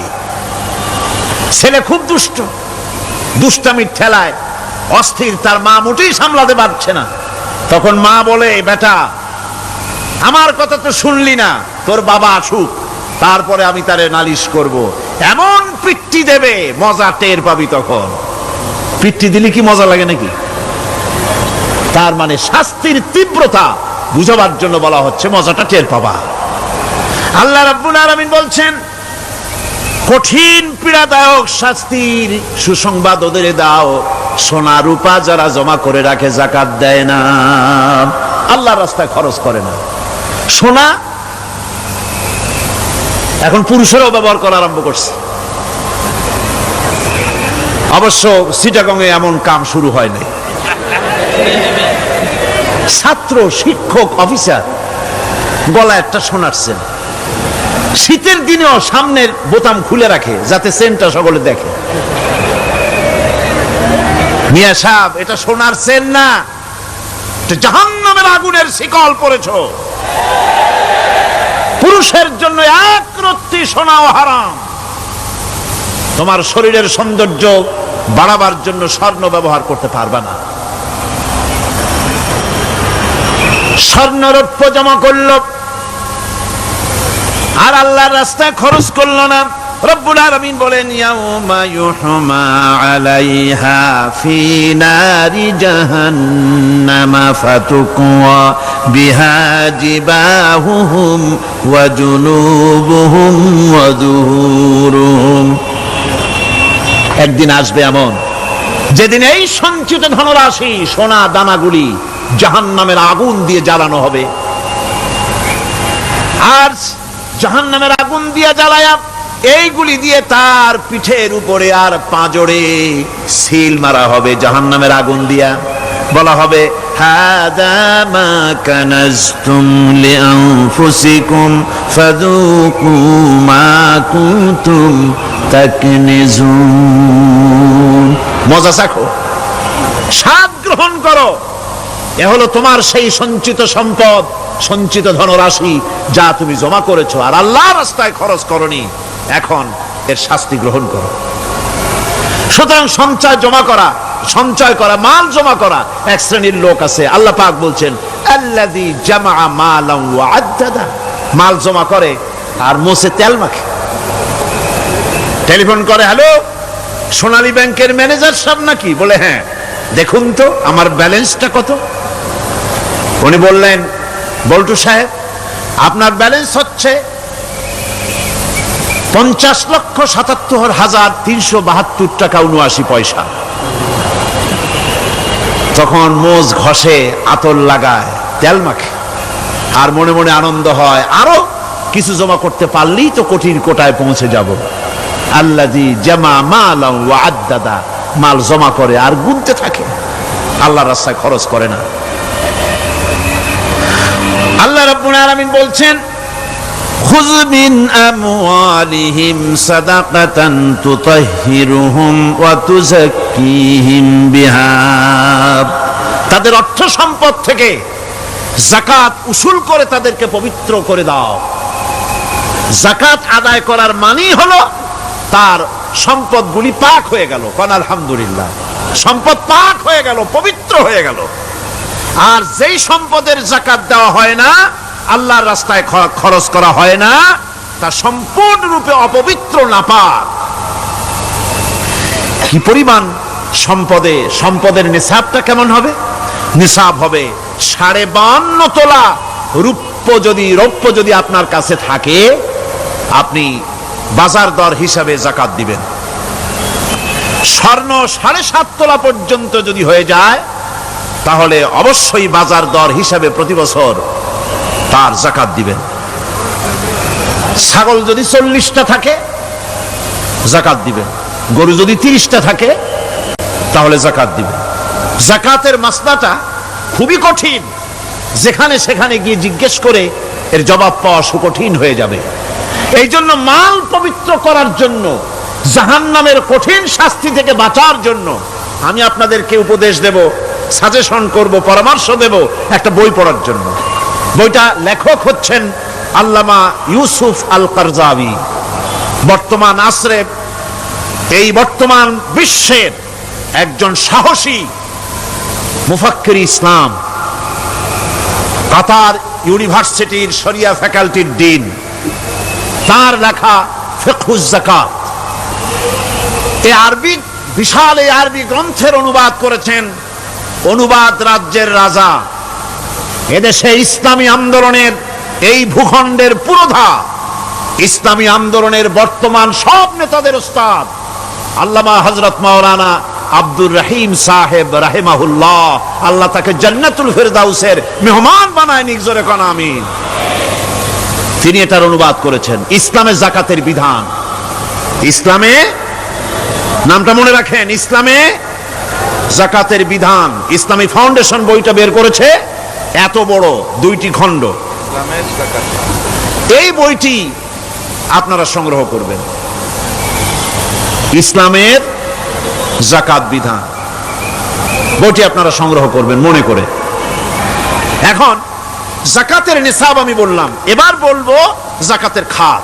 আমি যা বলতেছি এগুলি আমার বানানো নাকি? আল্লাহর কথা বলছি। কার কথা? আল্লাহর কথা।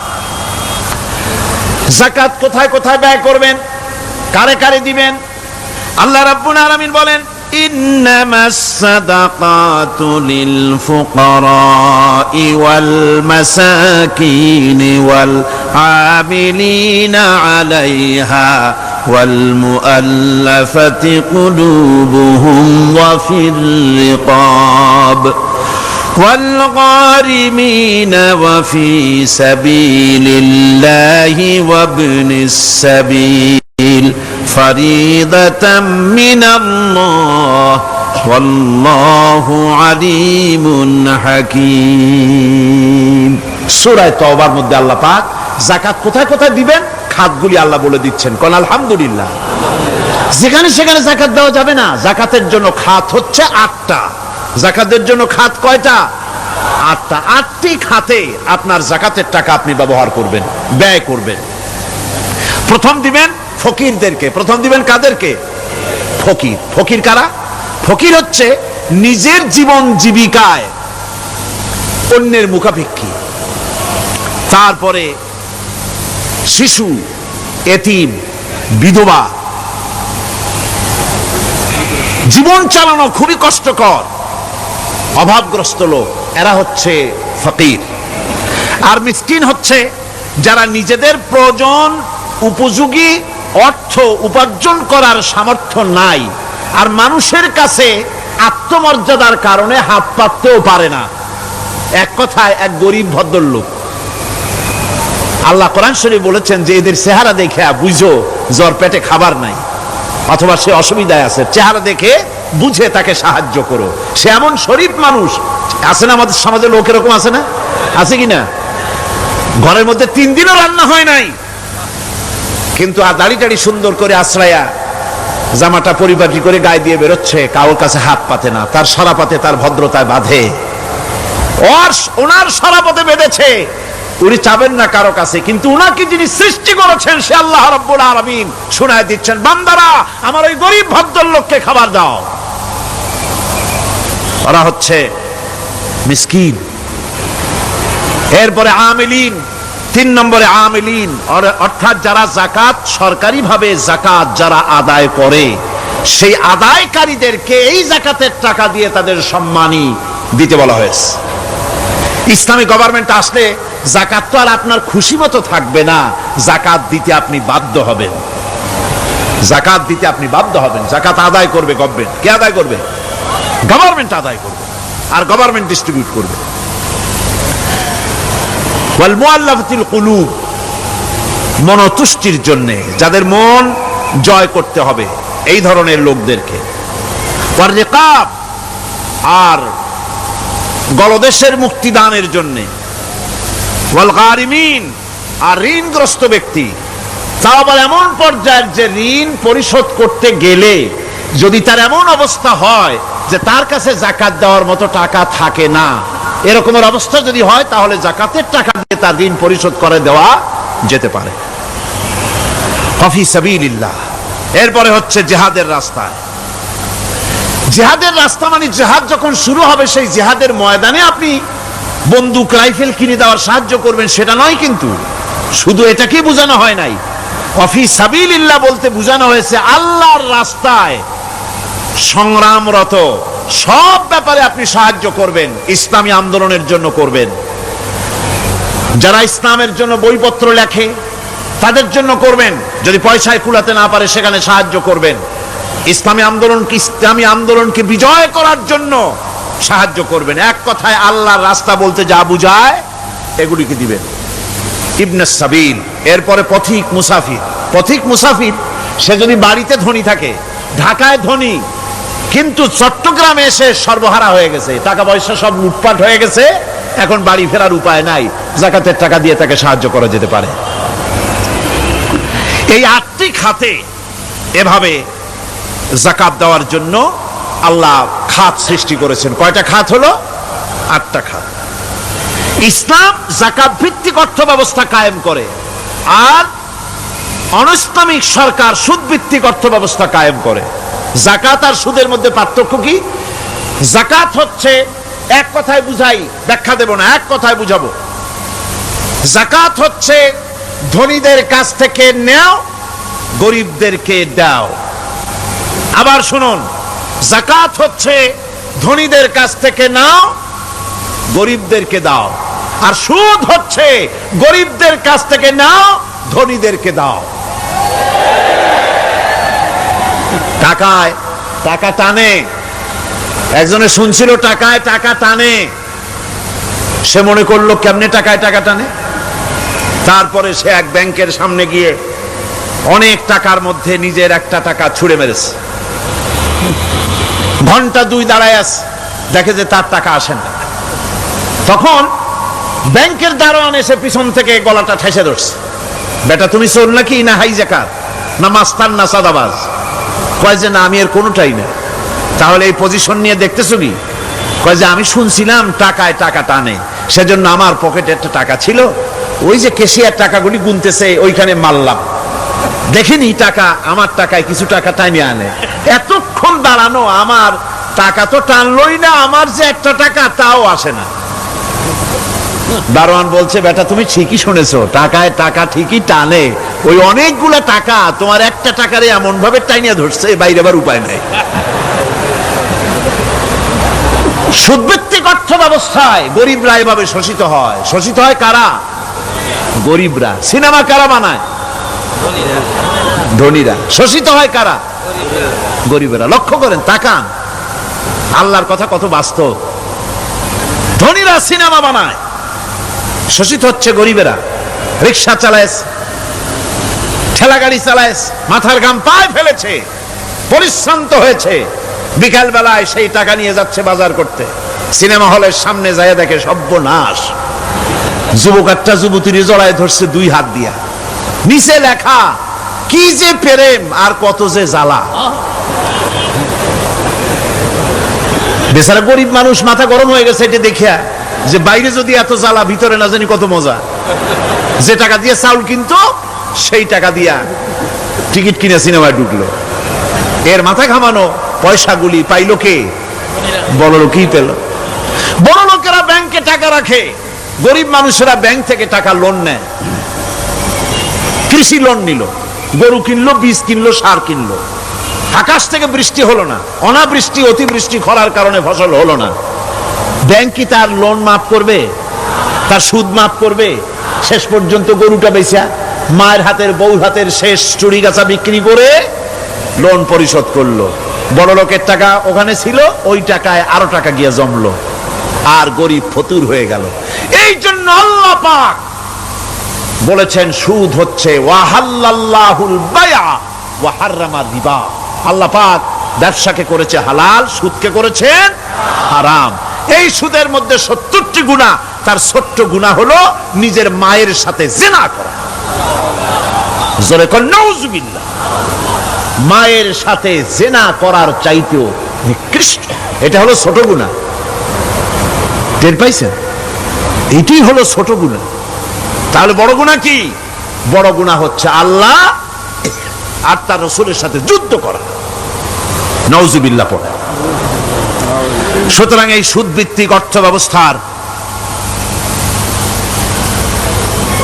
এই সুদ ভিত্তিক অর্থ ব্যবস্থাকে নির্মূল করে দিয়ে ইসলাম যাকাত ভিত্তিক অর্থ ব্যবস্থা কায়েম করেছিল, যার ফলে মানুষ খেয়ে পরে সুখে শান্তিতে বসবাস করেছে। চুরি নাই, ডাকাতি নাই, জেনা নাই, ব্যভিচার নাই, হত্যা নাই, ধর্ষণ নাই।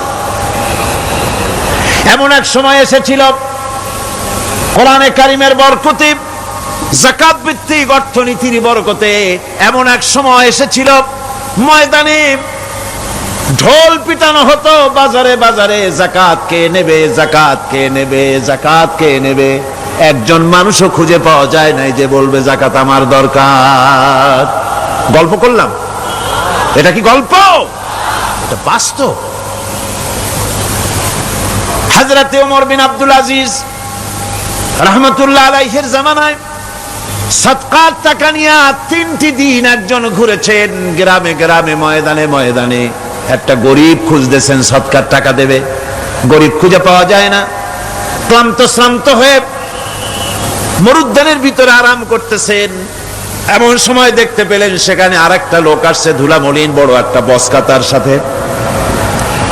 এই লোকটি তার কাছে গিয়ে বলছে, ভাই আল্লাহ আপনারে আমারে মিলাই দিছে, 3 দিন পর্যন্ত ঘুরেছি কিছু সদকার টাকা নিয়ে, এত বড় দেশের এত জায়গা ঘুরলাম, একটা গরিব পাই নাই যে তারে দেব, আল্লাহ আপনারে মিলাই দিছে, নেন এই টাকাগুলা।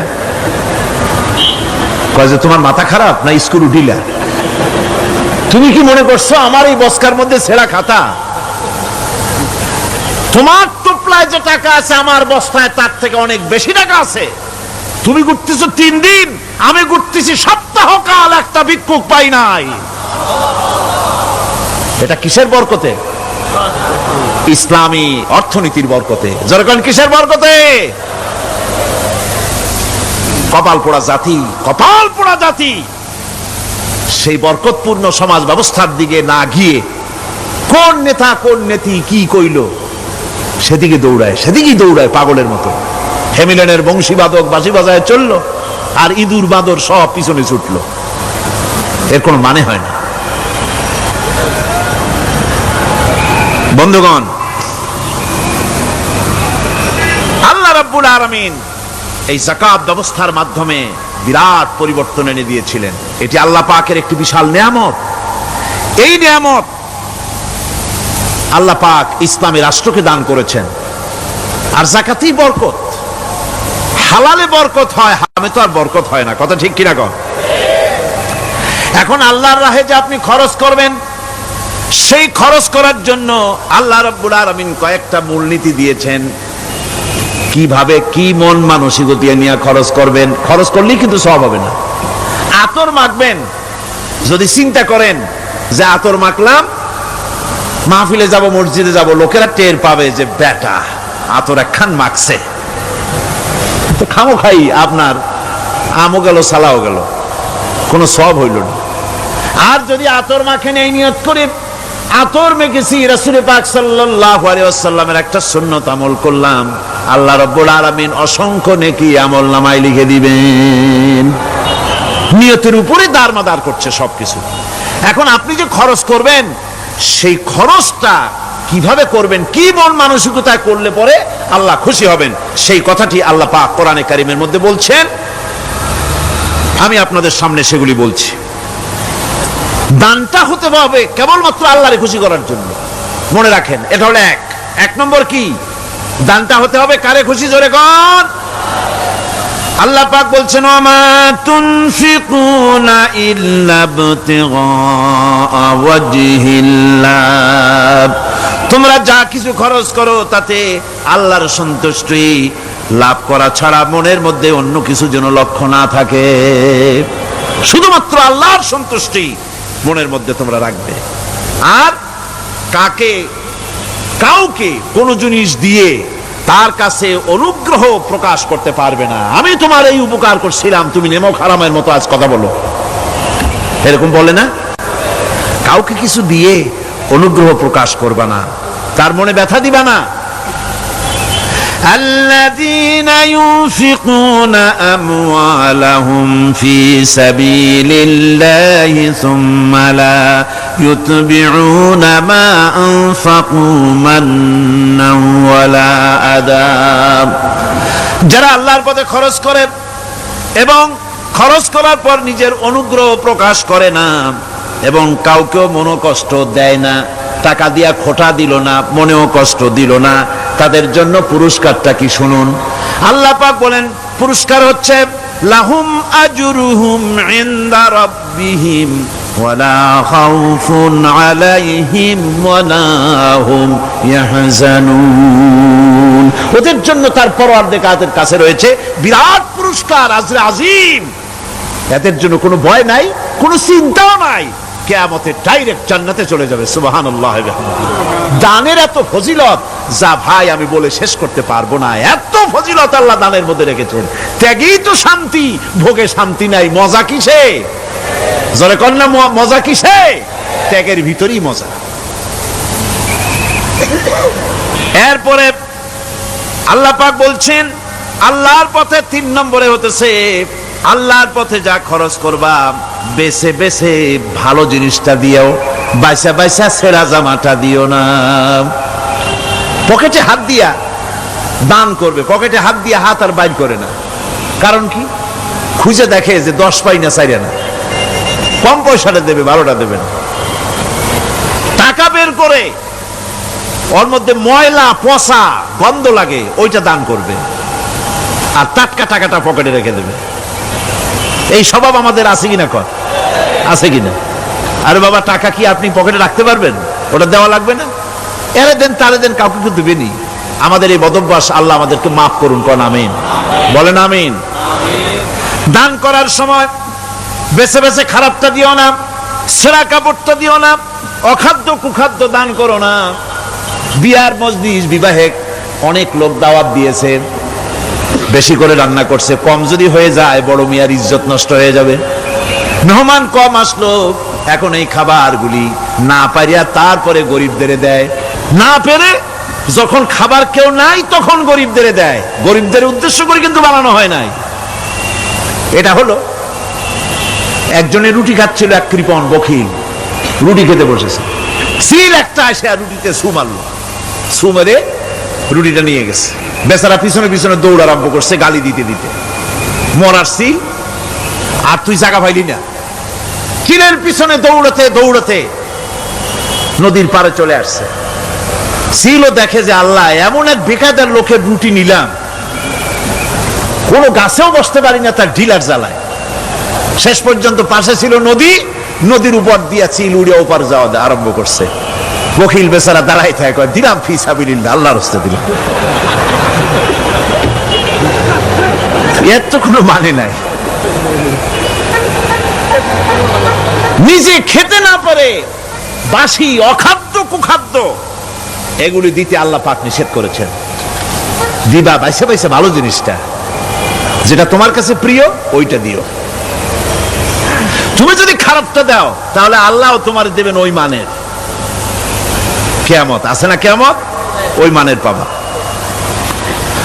আল্লাহ পাক বলছেন, ইয়া আইয়ুহাল্লাযীনা আমানু আনফিকু মিন তাইয়্যিবাতি মা কাসাবতুম ওয়া মিম্মা আখরাজনা লাকুম মিনাল আরদ। তোমরা যে উপার্জন করেছো, সেই উপার্জনে তোমাদের জন্য যা উপার্জন করেছো তাই, আর মাটির ভিতর থেকে আমি যা তোমাদের জন্য দিয়েছি তার থেকে ভালো জিনিস, ভালো ভালো জিনিস আমার রাস্তায় খরচ করো। এটা কার অর্ডার? আল্লাহর অর্ডার। আর খরচ করার জন্য ওয়ালা তায়াম্মামুল খাবিসা মিনহু তুনফিকুন, খরচ করার জন্য বাইসা বাইসা খারাপ গুণী জিনিসগুলি খুঁজে বেড়াইও না, ভালো জিনিসগুলি আমার রাস্তায় খরচ করো। আর যতদূর সম্ভব গোপনে দিও, যতদূর সম্ভব দান গোপনে করিও। মানুষকে শুনায়ও না অমুক জায়গায় দিলাম, বা মানুষের দেখায় দেখায় দিও না। কোন কোন শহর আছে কোরবানির সময় বিরাট গরু কেনা হয়, সেই গরুর গলায় মালা দিয়া তারপরে শহরের রাস্তায় রাস্তায় ঘুরানো হয়, অমুক মিয়া সাহেব এই গরুটা কোরবানি করবে। এরকম চিটাগংয়ে হয় না, অন্য অন্য জেলায় হয়। জি, এখানেই বেশি তাই? আশ্চর্য কথা। তাহলে তো উচিত, এরকম যদি উদ্দেশ্য হয় তাহলে বড় মিয়া গরুর সাথে একসাথেই হাঁটা উচিত, লোকেরা বুঝুক কোন বড় মিয়া আর কোন বড় গরু। আপনি এটা করলেন কি জন্যে? এই কাজটা তো নিন্দনীয় কাজ। আর প্রতিযোগিতামূলক কোরবানি করা, প্রতিযোগিতামূলক 35,000 টাকার গরু কোরবানি করা হলো, মানে নাই। মানুষকে শুনাইয়া, মানুষকে দেখাইয়া যদি করা হয় কোনো ফল পাওয়া যাবে না। আমার বন্ধুগণ, আল্লাহ রাব্বুল আলামিন বলছেন মানুষকে দেখাবার জন্য দান সদকা করো না।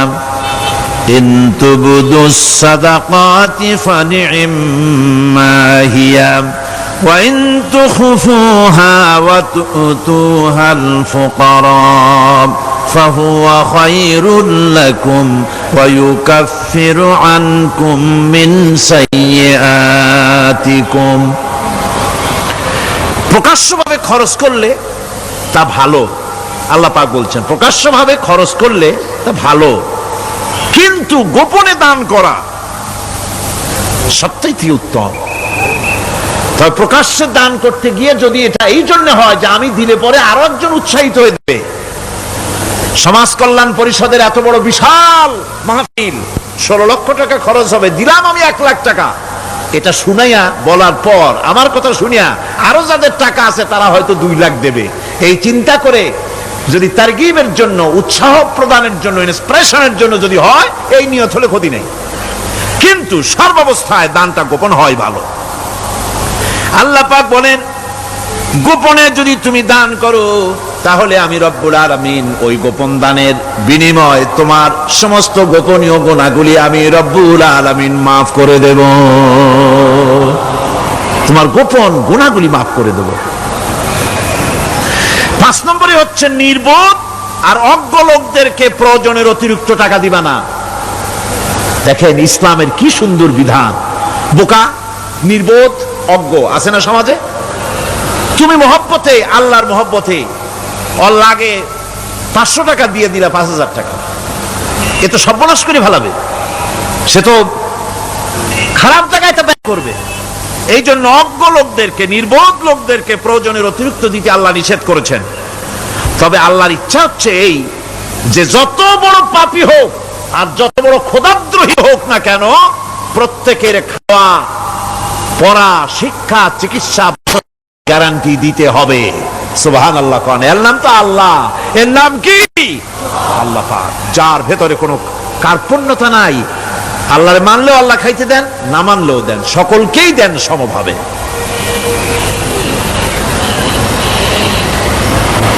6 নম্বরে হচ্ছে কারো প্রয়োজন পূরণের জন্য যদি ধার দেওয়া হয়, যদি কাউকে ধার দেন তা আদায় করার জন্য বারবার তাকে তাগাদা দেওয়া যাবে না।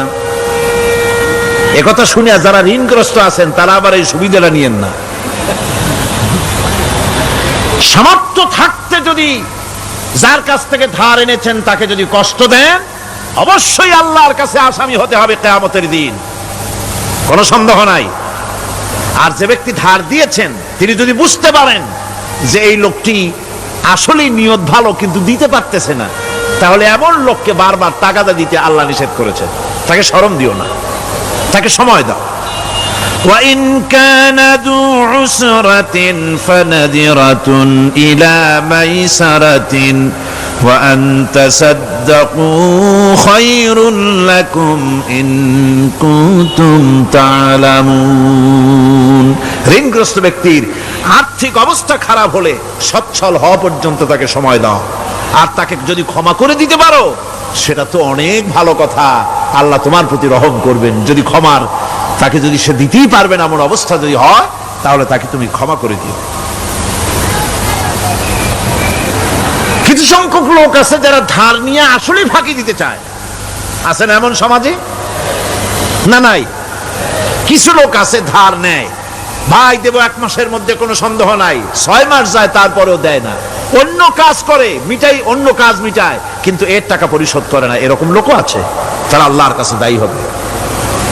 একবার পত্রিকা দেখেছিলাম কার বাড়িতে কার্টুন দিয়েছে, বাড়িতে বিরাট সাইনবোর্ড লাগাইছে কুকুর হইতে সাবধান। তার বন্ধু বলছে, ভাই তুমি কুকুর কিনলে কবে?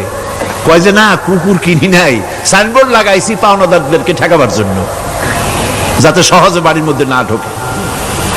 এই চালাকিটা আর কেউ বুঝুক আর না বুঝুক, আল্লাহ পাক তো খুব ভালো করেই বোঝেন। 7 নম্বরের কথা হলো দান করার ব্যাপারে, যে আপনি দান করতে করতে যা আছে সব ফতুর করে ফেলাবেন, এটা কিন্তু ইসলাম চায় না।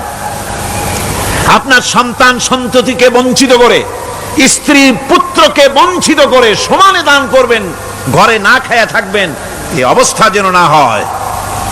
খরচ করবেন কি? আল্লাহ পাক বলছেন, وَيَسْأَلُونَكَ مَاذَا يُنْفِقُونَ قُلِ الْعَفْوَ।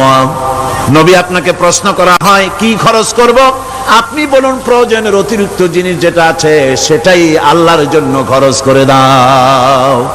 তোমার প্রয়োজন যখন মিটে গেছে, ব্যাংকের মধ্যে অসংখ্য টাকা জমা রাখা খালি গুনতেছে বসে বসে, তা না করে অভাবগ্রস্ত মানুষদের প্রয়োজন মিটাও। খরচ করার ভিতরে আর খরচ না করার ভিতরে ভারসাম্য রক্ষা করতে হবে।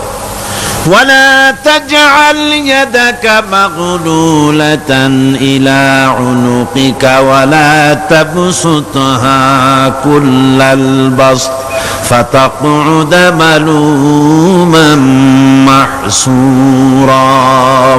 তোমাদের দানের হাত গুটায় একেবারে গলার সাথে বেঁধে রেখো না, আবার এমন বেশি ছেড়েও দিও না, কারণ এর ফলে তোমাকে অনুতপ্ত হওয়া লাগতে পারে, কার্পণ্যতাও না হয়, আর দিন জমের মতো দিয়ে সব ফতুরু না হয়ে যাও। দুটোর মধ্যে ব্যালেন্স হতে হবে। আর 8 নম্বরে কথা হচ্ছে এই যে এই দানের উপযুক্ত কারা। আপনি তো যাকাত দিবেন কাদের, সে কথা আল্লাহ বলে দিয়েছেন, আগে বলা হয়েছে না? কয়টা খাতে দিবেন? মাশাআল্লাহ, মনে আছে আপনাদের। আর এমনি সাধারণ দান সাদকা কাদেরকে দিবেন, উপযুক্ত পাত্র কারা, তার একটা লিস্ট আল্লাহ দিচ্ছেন। وبالوالدين إحسانا وبذي القربى واليتامى والمساكين والجار ذي القربى। নিজের পিতামাতা, নিকট আত্মীয়, ইয়াতিম, মিসকিন এবং আত্মীয় প্রতিবেশী তাদেরকে দিবে। আমি কিন্তু এখন যাকাতের কথা বলছি না, মা বাপকে যাকাত দেওয়া যাবে না। এটা হচ্ছে দান, সহযোগিতা করা, ইহসান করা। এই ইহসান মা বাপকে, প্রতিবেশী আত্মীয় যারা, মিসকিন যারা, এতিম যারা, অনাত্মীয় প্রতিবেশী যারা, চলার সাথী, প্রবাসী এবং নিজের চাকর চাকরানি যা কিছু আছে, এই সকলকেই এই সাহায্য করতে হবে, একথা আল্লাহ বলে দিয়েছেন। এবং আমরা যে আয়াত আলোচনা করতেছি সে আয়াতের ভিতরেও এই ফিরিস্তি আল্লাহ পাক বলে দিয়েছেন। আল্লাহর রাস্তায় যারা দান করবে তাদের সম্পর্কে আল্লাহ বলছেন এখন, مثل الذين ينفقون أموالهم في سبيل الله كمثل حبة। আল্লাহর রাস্তায় খরচ করা এর দৃষ্টান্ত হলো একটা দানার মতো, যেই দানাটা থেকে 7টা ডাল বেরিয়ে গেল। في كل سنبلة 100 حبة। একটা দানা থেকে 7টা ডাল বেরোলো, এক একটা ডালে 100 করে দানা হলো, সব মিলাইয়া 700 দানা হয়ে গেল। والله يضاعف لمن يشاء والله واسع عليم। আল্লাহ পাক বলেন এই পৃথিবীতে একটা দানায় 700 দানা যে আল্লাহ রাব্বুল আলামিন তোমার হাতে ধরায় দিলেন, সে আল্লাহ পাকের ব্যাংকে যদি টাকা জমা রাখো, আল্লাহর রাস্তায় যদি খরচ করো, 700 গুণ বাড়াইয়া আল্লাহ তোমার হাতে ধরাইয়া দিবেন। আল্লাহু ইউদাইফু লিমান ইয়াশা, আর আল্লাহ ইচ্ছে করলে এর থেকেও বেশি তোমাকে দান করবেন। সুবহানাল্লাহ কোন জোরে। আর এই দান করতে হবে মরার আগে। কোন সময় দেবেন কোন? আমার দেশে বহু মুসলমান আছে যারা বলে, হুজুর আসি আপনাদের পেছনে, যা বলেন আসি, জীবন দিয়া দেব। এরা খুব চালাক, জীবন দিতে চায়, মাল দিতে চায় না। আল্লাহ তো আগে জীবন চায় নাই, আল্লাহ আগে কি চেয়েছেন? কোন আল্লাহ আগে কি চেয়েছেন? আল্লাহ চেয়েছেন মাল। وتجاهدون في سبيل الله بأموالكم وأنفسكم। আল্লাহ পাক বলেন জিহাদ করো আমার রাস্তায় মাল দিয়ে আর জান দিয়ে। মাল দাও আগে, মাল না দিয়া যদি আগে মরে যাও, মালটা তো থেকেই গেল। সুতরাং মাল আগে আমার রাস্তায় দাও। দেবা কখন? মরার আগে দাও। وأنفقوا مما رزقناكم من قبل أن يأتي أحدكم الموت। আমার রাস্তায় খরচ করো মৃত্যু আসার আগে। فيقول رب لولا أخرتني إلى أجل قريب। যদি মরার আগে না দাও, মৃত্যুর সময়, মৃত্যু যখন এসে গেল, সেই সময় যদি বলো, অনুশোচনা যদি করো, আহারে যদি আমি সময় পাইতাম, একটু খানিক যদি সময় দিতে, আল্লাহ একটু সময় আমারে যদি দাও, ফাসাদ্দাকা ওয়া আকুম মিনাস সালিহিন। দান সদকা করব, সব আল্লাহর রাস্তায় দিয়ে দেব, আর আমি সালেহ বান্দাদের মধ্যে শামিল হয়ে যাব। আল্লাহ একটু সময় আমারে দাও। আল্লাহ পাক বলছেন, ওয়ালাই ইউআখিরাল্লাহু নাফসান ইযা জাআ আজালুহা আল্লাহু খাবীরুম বিমা তা'মালুন। মৃত্যুর নির্ধারিত সময় আসলে 1 সেকেন্ড আগে পাশে করা হবে না। সুতরাং মৃত্যুর আগে খরচ করো। আপনি মনে করবেন যে আপনি মরে গেলে পরে আপনার ছেলে মেয়ে আপনার জন্য করবে, খরচ করবে। হ্যাঁ করবে ঠিক, মরার পরে কুলখানির পরে 40, তারপরে শেষ, এরপর আর করবে না। আপনার ছেলে মেয়ে যে আপনার জন্য করবে তার প্রমাণ তো আপনি নিজে। আপনি আপনার ছেলের মেয়ের জন্য কি করে, আপনার মা বাবার জন্য কি করছেন? আপনার মা বাবার জন্য যদি আপনি কিছু না করে থাকেন, আপনার ছেলে মেয়ে আপনার জন্য করবে না। সুতরাং নিজের কাজ নিজে করেন। আপনার পিঠ যদি চুলকায়, আর নাতিরে যদি বলেন নাতি পিঠটা চুলকায় দাও, সে যে জায়গায় চুলকাবে আপনি করবেন উত্তর দিকে, সেই উত্তর দিকে, দক্ষিণ দিকে, উপরে, নিচে, পিঠে, পাশার কাছে, যে জায়গায় আঙ্গুল দেবে আপনি করবেন ওখানে না, আবার আরেকটু উপরে দাও, আরেকটু পাশে দাও, জায়গা মতো পড়বেই না। আর কষ্ট করে নিজের হাতটা যদি পৌঁছাইতে পারেন জায়গা মতো পড়ে, একবার চুলকানি মারলেই চুলকানি শেষ, ঠিক কিনা? সুতরাং আপনি অন্যের উপরে ভরসা না করে নিজের খরচ নিজেই করে যান, নিজের কাজ নিজে করে যান, আল্লাহর রাস্তায় খরচ করে যান, বেশি পরিমাণে খরচ করেন। যত খরচ করবেন আল্লাহ রাব্বুল আলামিন রাজি হয়ে যাবে। কোন সুবহানাল্লাহ। তাবুকের যুদ্ধের জন্য, তাবুকের জিহাদের জন্য আল্লাহর নবী চাঁদা চেয়েছিলেন। চাঁদা করা কোনো নাজায়েজ জিনিস না, তবে সাদাবাজ নাজায়েজ। মানুষকে কষ্ট দিয়ে পয়সা জবরদস্তিমূলক আদায় করা। 10,000 টাকা দিবেন মিয়া, 10 লাখ টাকা দিতে হবে, এত টাকা পাবো কে? আরে মিয়া পাবেন কই? রাইফেলের বাট দেখায়, তারপরে জামা প্যান্টের কাছে চুলকাতে গিয়া রিভলভারের বাট দেখায় দেয়। দেবেন না, আমার লোক এসে আদায় করে নিয়ে যাবে, তোমার বাপ দেবে কবরে উঠা। এটা জায়েজ নাই। কথা বুঝতে পেরেছি? রাসূল করিম সাল্লাল্লাহু আলাইহি ওয়াসাল্লাম সাহায্য চেয়েছেন, সাহায্য। রোমকদের সঙ্গে যুদ্ধ হবে, সাহায্য লাগবে, যার কাছে যা আছে নিয়ে আস। মহিলারা কানের দুল খুলে দিল, নাকের ফুল খুলে দিল, গলার হার খুলে দিল। মানুষেরা সাহাবায়ে কেরাম টাকা করি উজাড় করে দিতে লাগলেন। এত হলো, হুজুরকে দেখা যায় না, স্তূপ হয়ে গেছে, সোনা দানা টাকা পয়সা অস্ত্রপাতির স্তূপ। হুজুর বলছেন তোমরা তো সবাই দিলে, আমার আবু বকর কোথায়? হযরতে সিদ্দিক আকবর রাদিয়াল্লাহু তাআলা আনহু, তিনি ছিলেন এক পিলারের আড়ালে, খামের আড়ালে, সেখান থেকে বেরিয়ে এসেছেন, হাতে 71টা পোটলা। হুজুর দেখেন হযরত আবু বকরের চোখে পানি। হুজুরের হাতে পোটলাটা উঠাই দিলেন।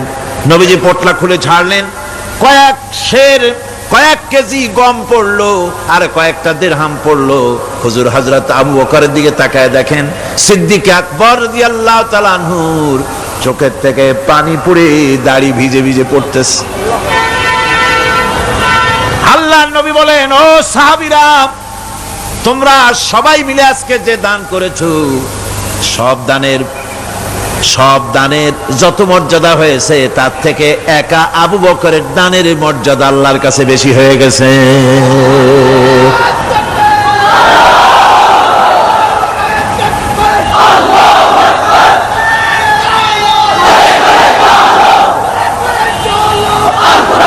সাহাবায়ে কেরামের মনের ভিতরে প্রশ্ন জাগলো, এটা কেমনে হলো? আমরা এত এত দিলাম। এই জিহাদে হযরতে ওমর রাদিয়াল্লাহু তাআলা আনহু তার জীবনের সঞ্চিত সম্পদের অর্ধেকটা, পুরা অর্ধেকটা দান করে দিয়েছিলেন। হুজুর সাহাবায়ে কেরামদের মনের অবস্থা বুঝলেন, প্রশ্ন করলেন, তোমরা কে কত দিছো, বাড়ি কত আছে? প্রত্যেকেই বললেন এত দিছি, বাড়ি এত আছে। হযরত আবু বকরের কাছে হুজুর জিজ্ঞেস করলেন, আবু বকর কত আনছো, বাড়ি কত আছে?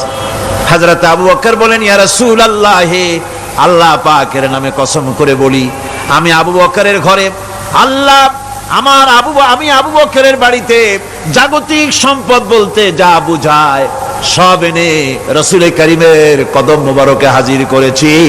আমি আবু বকরের ঘরের ভিতরে এখন আল্লাহ তার রাসূল ছাড়া কোনো জিনিস বাকি নাই, সব এনে দিয়েছি। আমার ভাইয়েরা, এই জন্য আল্লাহ রাব্বুল আলামিন দানের ভিতরে বিরাট ফজিলত রেখেছেন। সাহাবায়ে কেরাম যদি এরকম দান না করতেন, এভাবে কোরবানি না দিতেন, ইসলাম এই পর্যন্ত আসতো না। ঠিক কি না? ইসলামের জন্য সবচেয়ে বড় অবদান নবীর পরেই সাহাবায়ে কেরাম রিদওয়ানুল্লাহি তাআলা আলাইহিম আজমাইন। এই জিহাদে হযরত আব্দুল্লাহ জুলবাজাদাইন কিচ্ছু দিতে পারেন নাই, বুখারী শরীফের হাদিস। কিছু নাই, দেবে কি? লুঙ্গিও আনতে পারেন নাই, ল্যাংটো হয়ে তাকে তাড়াই দেওয়া হয়েছিল, ল্যাংটো করে। গায়ে জামা নাই, পরনে লুঙ্গি নাই, মার কাছ থেকে একটা সেরা কম্বল নিয়ে সেই কম্বল পরে আসছিলেন মদিনা মুনাওয়ারায়। তাবুকের যুদ্ধে কোনো চাঁদা তিনি না দিতে পেরে মনটা বড়ই দুর্বল। তিনি আল্লাহর নবীকে প্রতিমধ্যে গিয়া ধরলেন, তাবুকের দিকে যাচ্ছেন, আর প্রতিমধ্যে নবীর সামনে গিয়ে দাঁড়ায় গেছেন, বলতেছেন, ইয়া রাসূলুল্লাহ, এই জিহাদে আমি তো কিছুই দিতে পারলাম না, আমার তো কিছু নাই, দেওয়ার মতো কিছুই নাই, কিছুই তো দিতে পারলাম না, শরীরটা ছাড়া আমার কাছে আর কিছুই নাই। হুজুর আপনি আমার জন্য দোয়া করেন, আমি যেন ইসলামের জন্য আমার জানটা দিয়ে দিতে পারি। নবীজি বললেন, একটা গাছের ছাল নিয়ে আসো, দেখো পাও নাকি।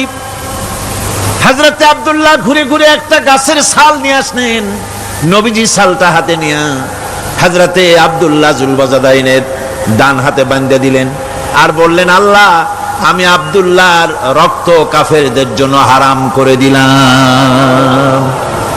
হে আল্লাহ, তুমি আব্দুল্লাহর রক্ত কাফেরদের জন্য হারাম করে দাও। হযরত আব্দুল্লাহ কাঁদতে লাগলেন, বললেন, আয় আল্লাহর নবী, আমি চেয়েছিলাম আমি শহীদ হয়ে যাব, জীবনটা দিয়ে দেব, আর আপনি আমার রক্ত হারাম করলেন, আল্লাহর কাছে দোয়া করলেন, কেমন কথা। হুজুর বলেন, আব্দুল্লাহ তোমার জন্য এমন দোয়া করা হয়েছে, এখন যদি তুমি ঘরে বসে জ্বর হয়েও মরো, আল্লাহ রাব্বুল আলামিন তোমার শাহাদাতের মর্যাদা দিয়ে দিবেন। তাবুকের প্রান্তরে যাওয়ার পর রাসূলের কাছে খবর এলো, হযরতে আব্দুল্লাহ তীব্র কঠিন জ্বরে ভোগার পর তিনি ইন্তেকাল করেছেন। হুজুর বললেন, তার জন্য কবর খোঁড়ো। বুখারী শরীফের হাদিসে এসেছে, আব্দুল্লাহর জন্য কবর খনন করা হলো। একজন কবরের ভিতরে নেমে দাঁড়ালেন, দুইজনে আব্দুল্লাহর লাশ নিয়ে আসতেছি, একজনের পাশে আলো ধরিয়ে দাঁড়িয়ে আছেন, ছোট্ট টিমটিমে একটা আলো জ্বলতেছে কবরের পাশে।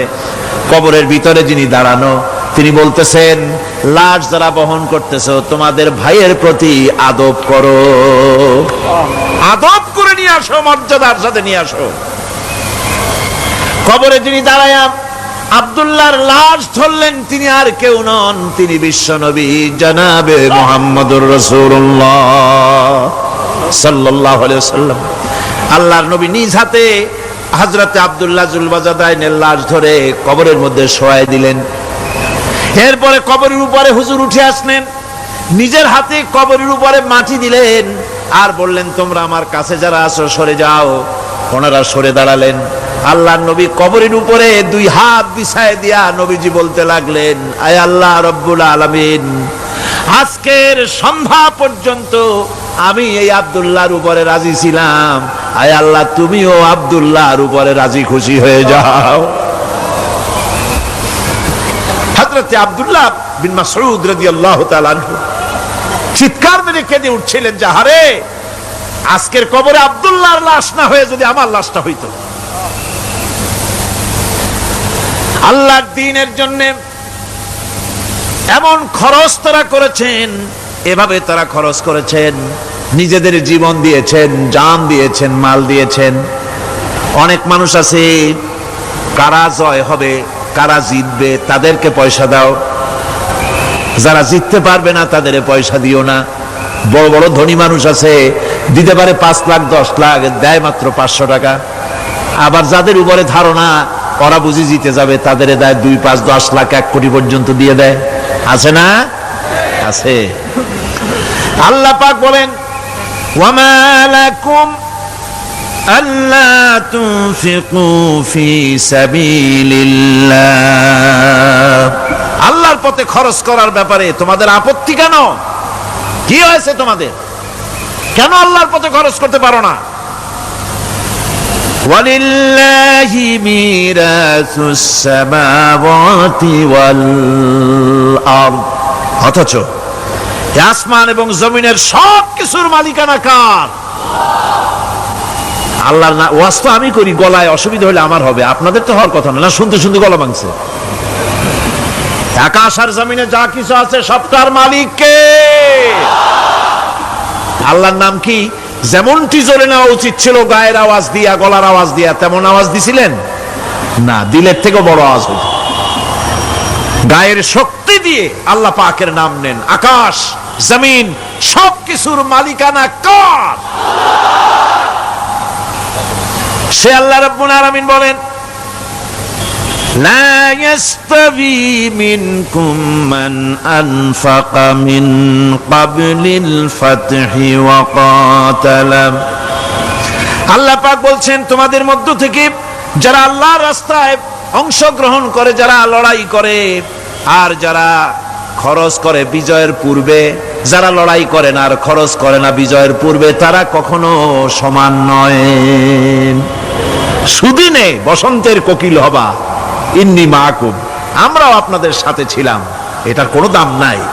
সুতরাং ইসলামের বিজয় আসবে, ইনশাআল্লাহ বলেন ইনশাআল্লাহ। ইসলামের বিজয় আসবে, বিজয় আসার পর এরপর আপনার টাকা দিয়া হবেটা কি? তখন টাকার অসুবিধা হবে না ইনশাআল্লাহ। এখন টাকা দরকার, ইসলামের জন্য এখন পয়সা দরকার। জান খুলে টাকা দাও, প্রাণ খুলে পয়সা দাও। যারা ইসলামের কথা বলে, যারা ইসলামের আন্দোলন করে, কলেজে করে, বিশ্ববিদ্যালয় করে, মাঠে করে, ময়দানে করে, আল্লাহর দ্বীন প্রতিষ্ঠার জন্য খেয়ে না খেয়ে যারা কষ্ট করে, দু হাতে তাদের দাও। বিজয় আসার আগেই দাও। আল্লাহ পাক বলছেন। কে বলছেন? আমার বন্ধুগণ, আল্লাহ রাব্বুল আলামিনের পথে এভাবে খরচ করায় আল্লাহ রাব্বুল আলামিন খুশি হয়ে যান, তাই তার পথে খরচ করতে হবে। সব শেষে একখানা হাদিস আপনাদের শোনাই। ওয়ান আবি হুরায়রা রাদিয়াল্লাহু তাআলা আনহু قال قال رسول الله صلى الله عليه وسلم السخي قريب من الله وقريب من الجنة قريب من الناس بعيد من النار।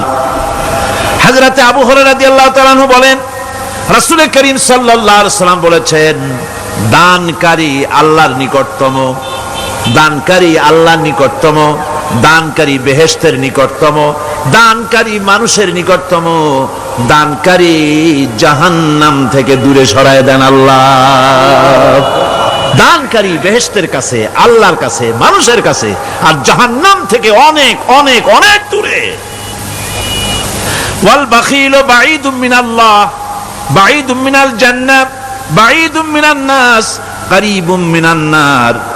আল্লাহর নবী বলেন, বখিল ব্যক্তি, যে ব্যক্তি কৃপণ, সে আল্লাহ থেকে দূরে, সে বেহেশত থেকে দূরে, সে মানুষ থেকে দূরে এবং জাহান্নাম থেকে একেবারেই নিকটে।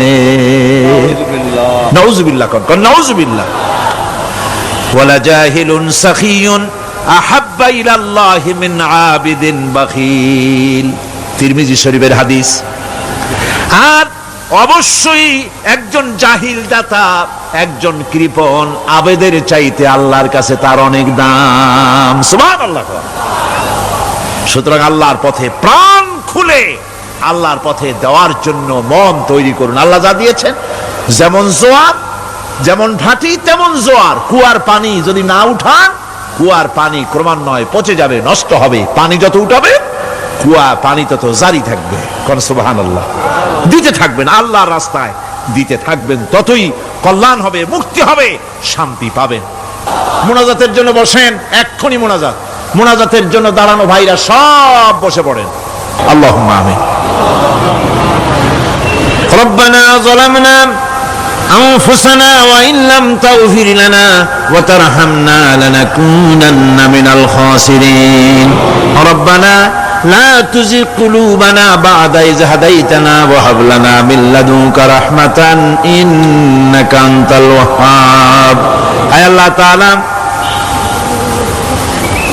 এই বিশাল জনসমুদ্র নিয়ে তোমার দরবারে হাত তুলেছি পবিত্র মেরাজের রজনীতে। আয় আল্লাহ, তুমি দয়া করে মেহেরবানি করে আমাদের আলোচনা, দুরুদ সালামের সওয়াব আমাদের বিশ্ব নবী, তোমার প্রিয় হাবিব জনাবি মুহাম্মদ রাসূলুল্লাহ সাল্লাল্লাহু আলাইহি ওয়াসাল্লামের রূহ মুবারকে পৌঁছায়া দাও। সমগ্র বিশ্বের মাটির নিচে যত মুমিন মুমিনাত শুয়ে আছেন, তাদের আরো আর পরে সওয়াব পৌঁছায়া দাও। আমাদের মা বাপ যাদের দুনিয়া থেকে বিদায় হয়ে গেল, আল্লাহ কবরগুলিকে জান্নাতের টুকরায় পরিণত করে দাও। রব্বিরহামহুমা কামা রব্বায়ানি সগীরা। পড়েন সবাই, রব্বিরহামহুমা কামা রব্বায়ানি সগীরা। আয় আল্লাহ তাআলা, বহু মানুষ দোয়া চেয়েছি, কতজনের কত কষ্ট। কেউ হসপিটালে আছে, কারো অপারেশন হবে, কেউ বা মরে গেছে, কেউ বা মামলা মোকদ্দমায় আছে, কেউ বা পারিবারিক অশান্তিতে আছে। আল্লাহ, যিনি যেই নিয়তে দোয়া চেয়েছে, মেহেরবানি করে সেই নেক নিয়ত তোমার দরবারে কবুল করে নাও। বিপদগ্রস্ত লোকগুলির বিপদ থেকে বাঁচাইয়া দাও। আয় আল্লাহ রাব্বুল আলামিন, এই মাহফিলে লক্ষ লক্ষ জনতা সমুদ্রের ঢেউর মতো চতুর্দিক থেকে আসতে থাকে। তুমি আর তোমার কোরআন আর তোমার রাসূল ছাড়া কোনো স্বার্থ কারো মনে নাই। কাউরে রিক্সা ভাড়া দেওয়া হয় না, ট্রাক ভাড়া, বাস ভাড়া কাউকে দেওয়া হয় না, এক লোকমা খানাও এখানে পায় না, তাবাররুক বা সিন্নি বিতরণও হয় না। আয় আল্লাহ, নিঃস্বার্থ ভাবে এই লোকগুলি যাতায়াত করে। আল্লাহ তোমার কোরআনের বরকতে সকলকে তুমি গুনাহ মুক্ত করে দাও। আয় আল্লাহ তাআলা, যাতায়াত আসান করে দিও, যাতায়াতের পথে কারো যেন কোনো বিপদ না হয়ে যায়। আয় আল্লাহ তাআলা, বাড়ি ঘর ফালায় আসে, বাড়ি ঘর তোমার ফেরেশতা দিয়ে তুমি হেফাজত করো। রব্বুল আলামিন, মা বোনেরাও কষ্ট করে আসে, আল্লাহ তুমি দয়া করে এ মাহফিলে যারা শরীক হয়, এ মাহফিলে, কোরআনের মাহফিলে শরীক হওয়ার কারণে তোমার কাছে একটা দাবি করি। দাবিটা হলো, মেহেরবানি করে সব মানুষকে তোমার কাবা ঘর দেখাও। যারা উপস্থিত হয়েছে সকলকে তোমার হাবিবের রওজায় গিয়া সালাম দেওয়ার তৌফিক দাও। ربنا تقبل منا إنك أنت السميع العليم وتب علينا إنك أنت التواب الرحيم سبحان ربك رب العزة عما يصفون سلام على المرسلين الحمد لله رب العالمين واجعل آخر كلمتنا عند الموت لا إله إلا الله محمد رسول الله। السلام عليكم ورحمة الله।